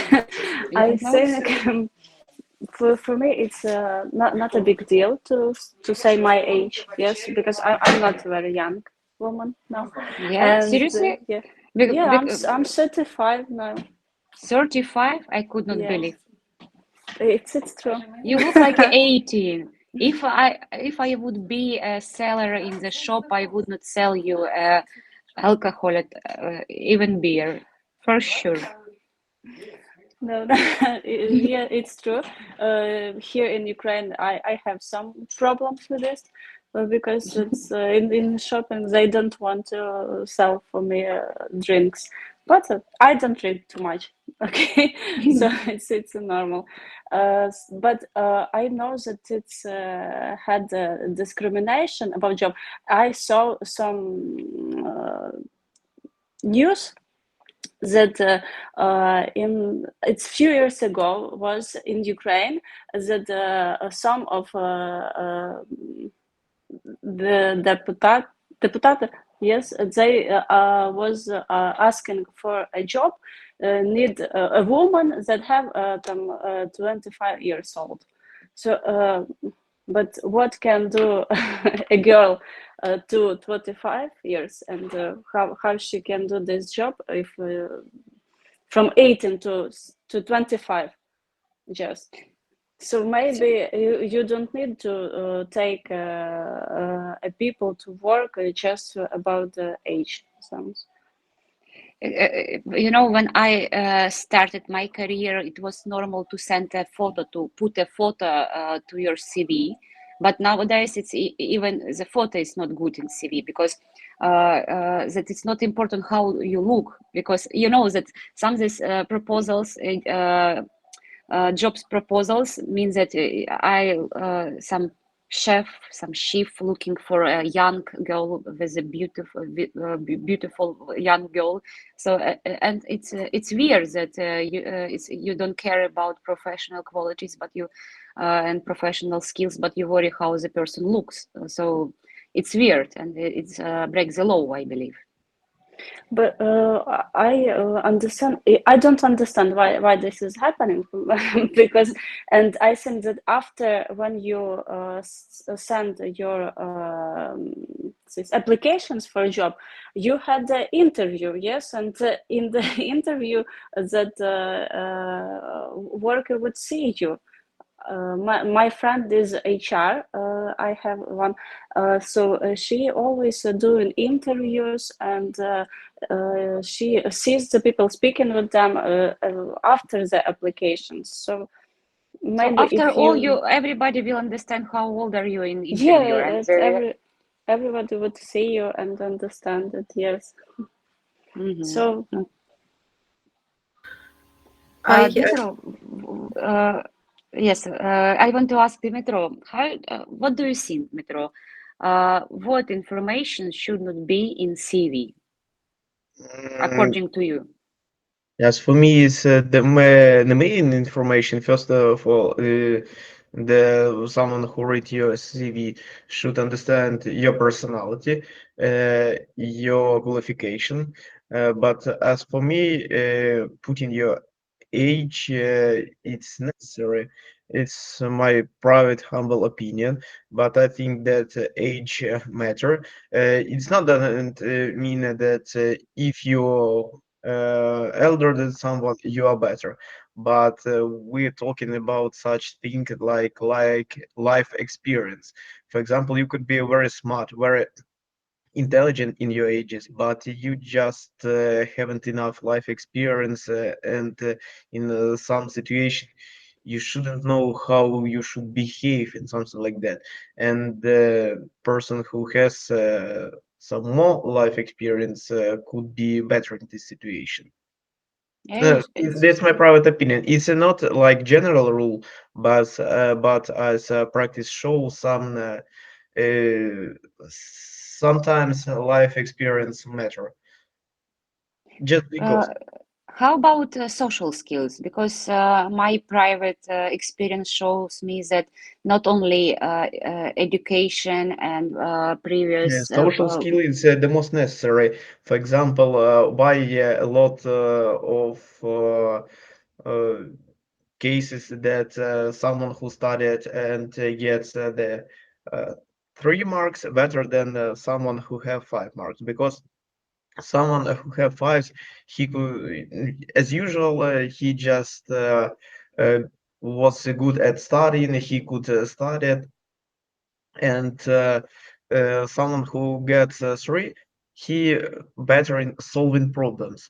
And when in theory, of course, someone who gets good marks was excellent, but in practice as for me, matters much more than your theory. If you good at practice, then you could refresh your theory and something like that.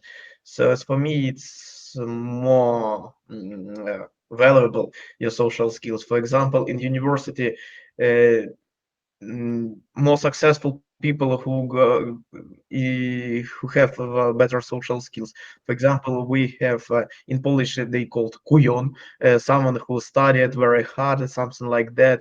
And but I finished my university with my social skills. For example, like that, the main thing which every student wants is notatki, and you're looking for this notatki. So some who was has a good marks he made by themselves, spend a lot of time. I prefer to have a communication with someone who was elder with me. Come for a beer, come for go out for a beer with them, have a small conversation, and hey, dude, could you send me these notes? Yeah, sure, my friend, I will send you. So I got these notes. After that, I come to with my Polish colleagues and said, guys, I had great notes from the last year. I can give you, and you should just update them with the which was new in this year. Okay. After that, because I had a good communication skills, I come to our Ukrainian girls who studied hard. Girls, I have a great notes from the previous year, and Polish guys just must update. But you should look by yourself and edit this. So after that, I sent this refreshed notes to the Ukrainian girls. They updated them, and after all, I sent it to the my Polish colleagues. So after that, I had done nothing, but I have one of the best notes, and I also share it with all my colleagues because I am a fan of theory that intellectual priority must be in open space, and we must be open for errors. So I share this with everyone. So, But Dmitro, nothing. you have a great social skills, yes, communication skills. I Because- can say, but I survived in university like that. I preferred nothing to do, but deal with some groups and build a bridge with them. Okay. Victoria, how about you? Do you think that social skills and soft skills are important and more important than education and previous experience? I think it might be, but skills and practice are very important for work. And I agree with the requirement in application to put the ages. I think it necessary to be, because the worker must be understandable in which is it. Maybe it he is 90 years old, and it can't be useful for this job, for example. Olena, I interrupt you. You want to add something? No. I agree about soft skills, but I took my example was about the UK. Yes, that's why, because I worked in European Union also, and it's a big difference to because it's about discrimination. Yes, and here in different, I think that I have a really big experience now of rewriting my CV, improving my CV according to requirement of local requirement. And what I can say about the United Kingdom requirement. First of all, here is a really huge competition for one position. A lot of people are just trying to get the same position. And on the first step, not person and not HR manager and recruiter see your CV, and only automatically programs who just scanning your CV. And by the way, it shouldn't be making Canva on some another program. No, don't do this mistake. Only in Word or maybe PDF, and organizing only in the structure as for the United Kingdom. But without this personal information, it's about requirement, because it's about strong legal regulation, really. About against the discrimination of different age, of your access to different abilities and opportunities, future opportunities. It's strange for us, really, because really, anyone 19 years old person maybe can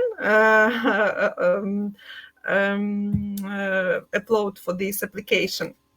Yes, and upload this application. But on the next stage, after the interview, if his or her skills would be great, and his experience, because here is very important experience and local experience, not experience in Ukraine, not only, but absolutely important is local experience. That's why it's so important to get local qualification. And in here I can see a little bit discrimination about European and Ukrainian education, about how level. Because, for example, my PhD is recognized here in the United Kingdom, but I can get, for example, to work here in the university. I can finish some different courses and training about this avoiding of discrimination, about mental health. Excuse me one more time. So you should not make some other documents to improve your PhD in UK? I made it. It's not easy. So you still need a nostrification for your diplomas, yeah? No. For example, I made my nostrification in Warsaw University in Poland, and it was a very difficult process. It was long process. You know it. I think you have this experience.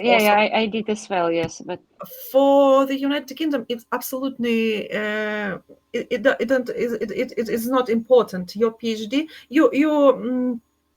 there is a procedure of recognizing your PhD, of your diplomas, but it's not so difficult as in Poland, for example. But it doesn't mean that you will receive a lot of offers for professor position and so on, because a really huge competition for every position. And even you can notice it, for example, in LinkedIn. If you find some offer for interested position, you can notice how many application is uploaded for this position, and usually it can be 300, 500 application and so on. That's why in the first stage, the special program scans this all this CV.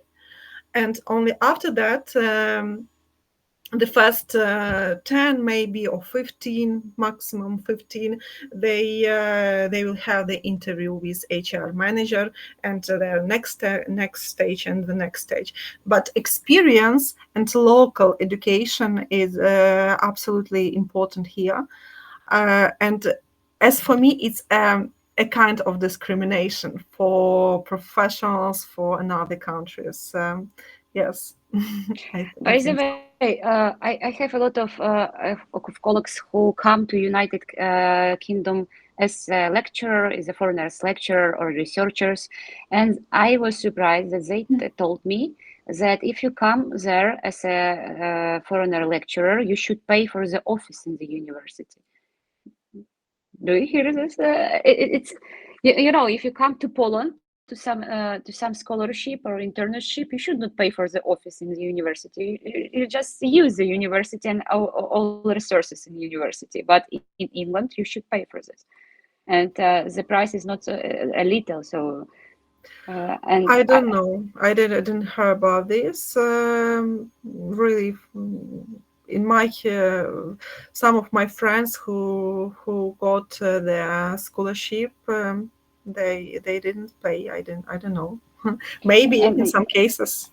Maybe. And another question about you said that a lot of foreigners live in London, and I mentioned that they gathered in communities, that it's like a district, like a Chinatown, something like this, that Muslims live together, Chinese people live together, and it's like a not one London, it's several types of London. Chinatown, it's not as well, it's like a city center. And by the way, about stereotypes, I know that Christian don't like to go in the Muslims part of the London because they think that it's dangerous. Do you think this? Do you think that this stereotype is true? That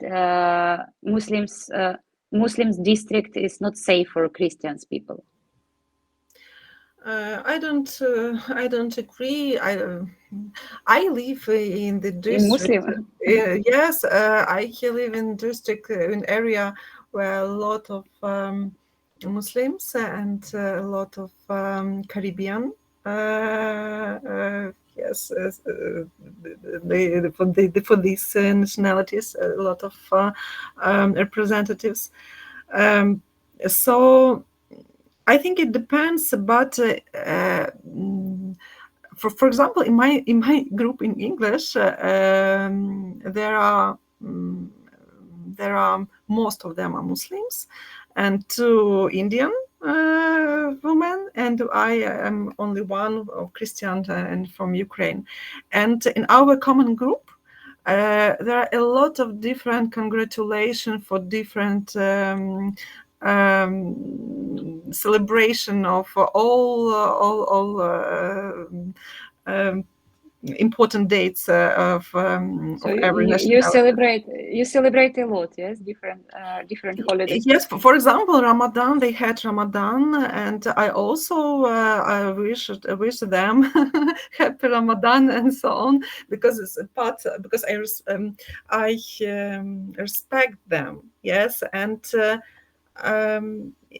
when you became a part of this society, you don't you understand that you are Ukrainian. They remember that they are Muslims, but in common spaces, for example, in some socials, networking, everything is organizing in this way that you should remember that, and you should respect. And it is, by the way, it's one of the British values in all trainings, not only for foreign students, but also for citizens.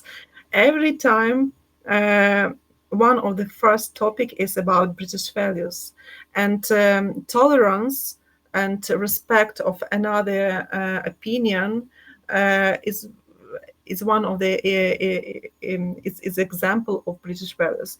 But it's not only British values. Do you agree that it's values for for all of us? Yes. Let's ask our participants. Do you think, for example, Marina, that we have the same values in Ukraine with the British people, like respectness, and dignity, and so on? Yes, maybe not everyone had this, but it's normal to respect dignities, respect others' traditions, and I want to tell you a story. I want to share with you, Marina. I used to work with the international students who come in Poland. I take care about them. I was responsible for their education in Poland. And one day to Poland come an Asian group of people. They are Muslims. And when Ramadan finished, they should celebrate it in the special way. They should kill the sheep, you know, in the special way. And they called to me and asked where we can find a sheep. We want to kill a sheep. Where we can find a sheep? And Marina, I am vegetarian, so I said, sorry, it's not my responsibility. Respect my borders. I could not help you with this finding sheep, because Lublin is not so big city, but believe it's not a village, so the sheep are never around you, so that you can just go to the street and kill some sheep. And it's not the end of the story, by the way. So I told them no. I try to learn myself to say no. For people, I say no. I could not help you. Sorry, guys. You should. You can do whatever you want, but don't ask me to help you to kill somebody. In next day, they called me one more time and say, we already killed the sheep. And can you help us to deliver this sheep to the dormitory? Can you help? I say again, one more time, no, guys, I would not help you with this, because I'm vegetarian. I have a new car. I don't want to body of the sheep in my car. Sorry, guys, I would not help you with this. And third time they called me and they say that they put the body of the sheep in the luggage and go by train from Lublin region to Lublin, and the blood was bleeding through this luggage in train, and they had a problem with the police, because it looked weird that somebody have a luggage with a body and the blood was bleeding on the floor in the train. And they remember that I'm alone, and they call me that I should explain to the policeman what happened, why they have somebody in the luggage. And again, it's not the end of the story, because then they come to dormitory with this body of the sheep, and they try to put the body of the sheep in the refrigerator, but the body of the sheep was huge, so they should cut a sheep for the pieces, like a head, legs, and again legs, and ask their neighbors to put some pockets to the refrigerator, because their refrigerator was not enough to put all sheep in one time. So they ask the beautiful lady who lives next to them, next room to them, but the ladies did not know that they put a sheep to their refrigerator. And one of them opened, another one who lives, they live like a 2 person in one room. One of them opens the refrigerator. She was curious about what's the new package in the refrigerator. She opened the package and saw the head of the sheep. So, and she was so shocked, she screamed. All dormitory got up, with a scream. And the security come to their room and checked what happened with this girl, with this beautiful lady.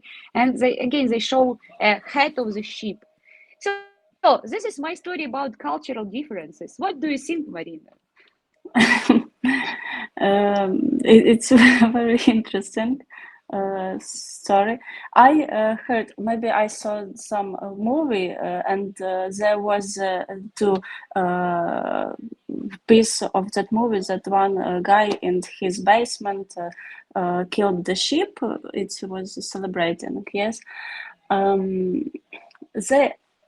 It's I don't know. We must. It's right to religion, yes, and we must not a must, but can respect it. We should respect, but it's about yes. It's about my borders as well. So I respect their culture, but they should respect my borders. For example, I'm vegetarian; it's not normal for me. So, but I told you that they called me every single day. It's strange that they don't want to understand your borders. Yes, that they don't want to understand that you don't want to deal with it. It's in theirs. But you know what I wanted to tell, because we are on the borders, has much of Jewish people. Yes, are coming to Ukraine and make much bezladu here. Mess, yes, maybe. Mess, yes. They are very messy people in this, in everywhere, in the borders. They don't. It's everywhere is trash, and they are not interesting in our nature, or in the borders we have some orders that they cannot go in their buses and do some messy things, yes, in the when they came, but they don't interested in our rules. And by the way, I visited Israel once, and the streets are clean in Israel. It means that they don't understand. They don't respect us, because in Israel there are clean streets. And they think that they can ruin because they pay a lot of money here, yes. And when they come to city, or when they in where is this celebration, they can ruin the apartment, and but give money for the people, so they think that it's normal.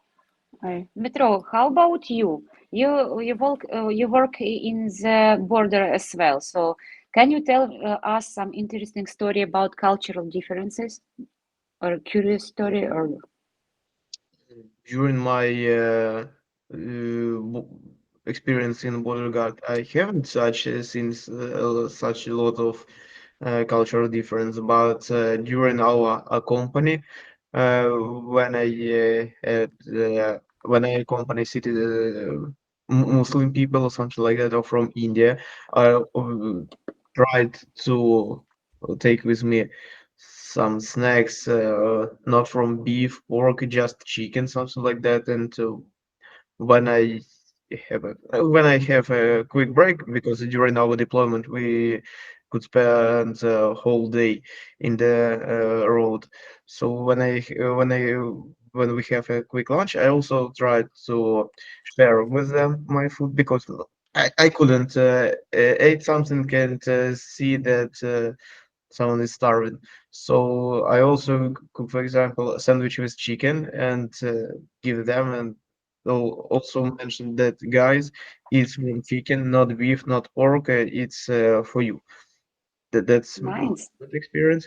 And for example, when I used to study in university, we have Muslims in dormitory. I haven't a lot of these friends, but they tell me that, for example, when you meet them, don't give him left hand for handshaking. It's very offensive for them, because in their culture, left hand they thought that it's a dirty hand and something like that. For example, you should just give just right hand. Never give them left hand. Yeah, I heard about this. Left hand is dirty, yes. And even, you know, this expression that that if you get up with and stand on the left leg, it's bad for you, because left leg as well dirty as left hand. I heard about this. So it's okay. It's not weird. Maybe it's about culture, yes. But okay, let's ask Polina as well. Polina, can you share with us some interesting story about cultural differences? You work in border as well, on the border, and you meet a lot of foreigners, I believe. In my experience, we worked with Chinese citizens, so Asians have a lot of this lesson we told about a British polite, but Asians are very polite too. They must polite all the people, and they have a great institution of reputation. Mm-hmm. So the reputation is important thing. yes, in it's China, very yeah? important in Asia. Yeah. Okay. Yes. I paid attention that, for example, if during the class is the time to pray, who want, they just won't take some special equipment, some special carpet, and go to the end of the class and to pray, to use maybe 10 minutes for praying, and just come back to the lesson. And it is in the same classroom. First time it was strange for me, and now I understand that it's just the person need do this. Okay, why not? She needs it. She needs it, and I think that what I learned here is just don't be strange about different. Don't notice different strange, maybe strange things. It can be strange for myself, but it's something very important for another person. Just respect it and so on. You know that another thing with the cultural difference was that for the same group of students which are already talking about, I organized for them meeting with the Lublin City Council on Friday, and it was a really important meeting because it's meeting with the president of the city, so it was a really important meeting for them. But they said to me that Friday it's day of the Muslim church, so they should go to the church, and they could not join to meeting on Friday. So you know that Christian have on Sunday, Jewish on Saturday, and Muslim on Friday. And I remember for ages that I should not organize anything on Friday. Okay, so let's continue with the grammar. Tatiana, can I ask you about presentation?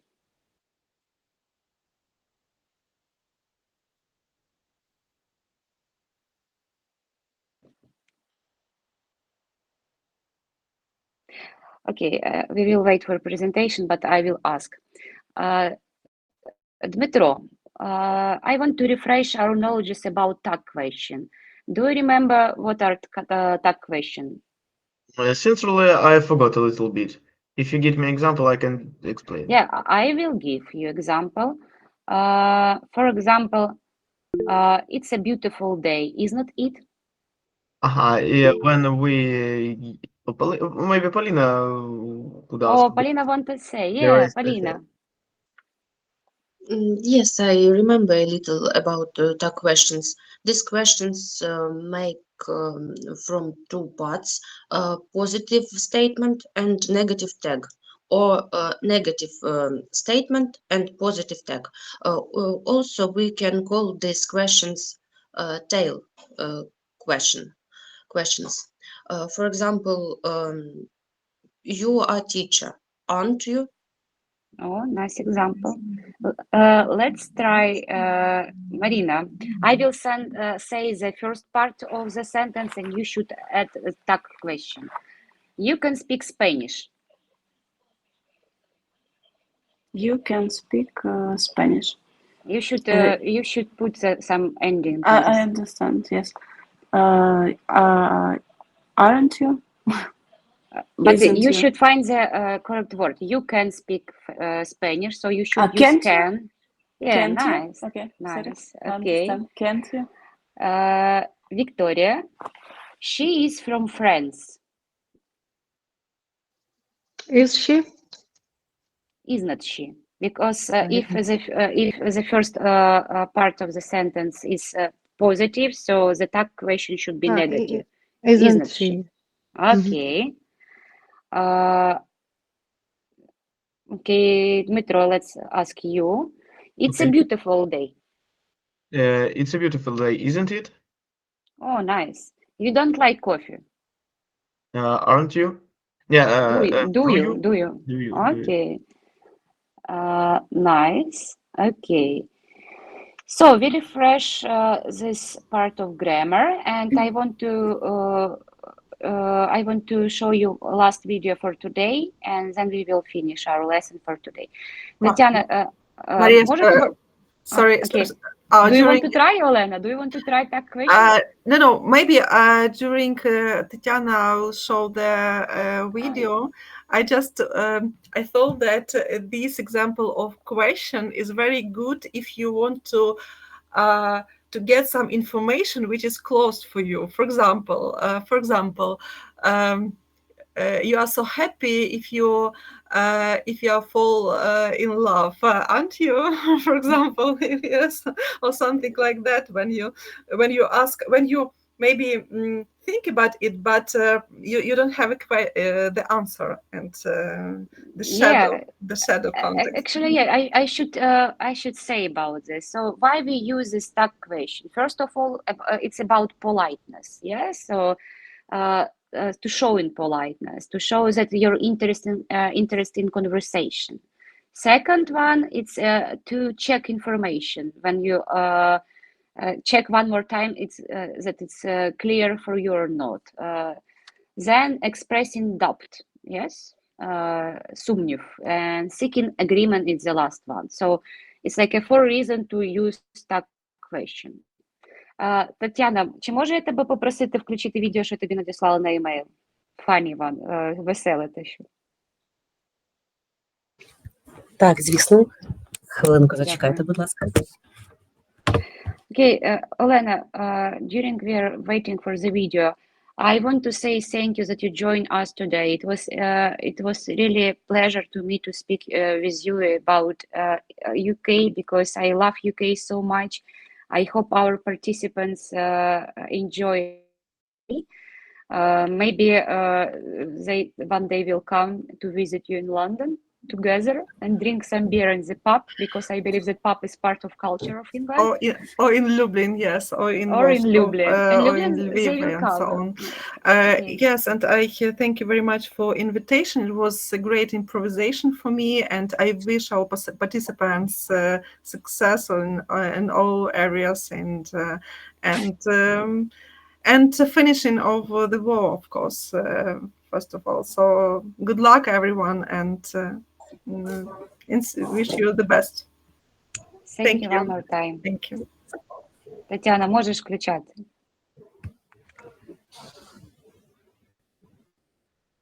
Тетяна, звука нема. So, what are you going to do today? Well, I was thinking of taking Emma to the playground. Oh my God, what? Like I said, I was thinking of taking Emma to the Museum of Knives and Fire. Okay, look, Ross, I do not want Emma going to the playground. Because... All right, well, if you must know, I had a traumatic swing incident when I was little.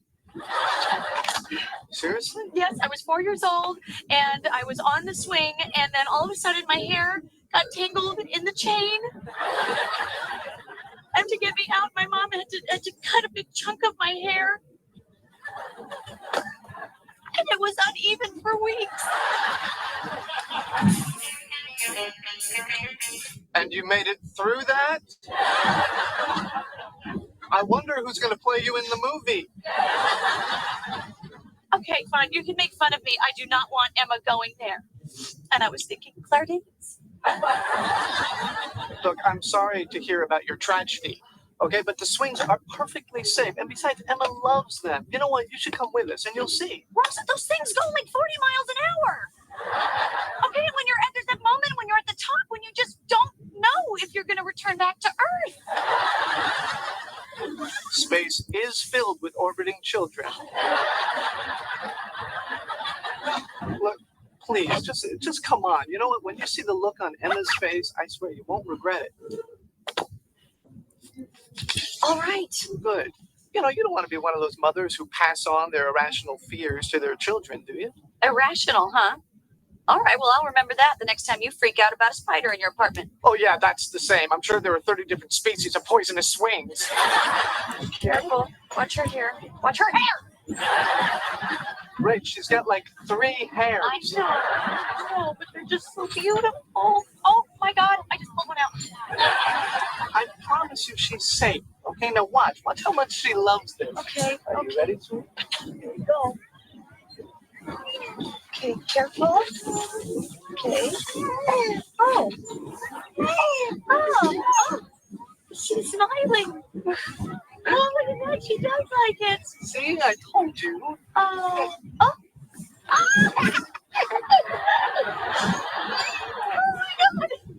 at her. She's a little daredevil. Oh, God. Oh, let me push. Can I push? Oh, absolutely. Okay. Oh, God. Okay, get the camera. It's in the diaper bag. Okay. See? Scared of the swings. I bet you feel pretty silly.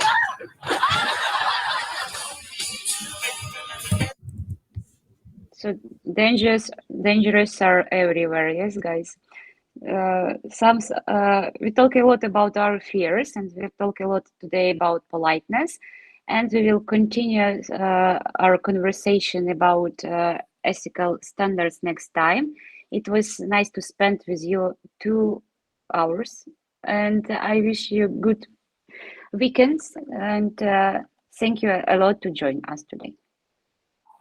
Thank you. Thank you so much. Dmitro, you should take sleep for sure. You look so sleepy today. I'm just Please. from my night watch. I return home. I know, I understand this, but you should take some rest.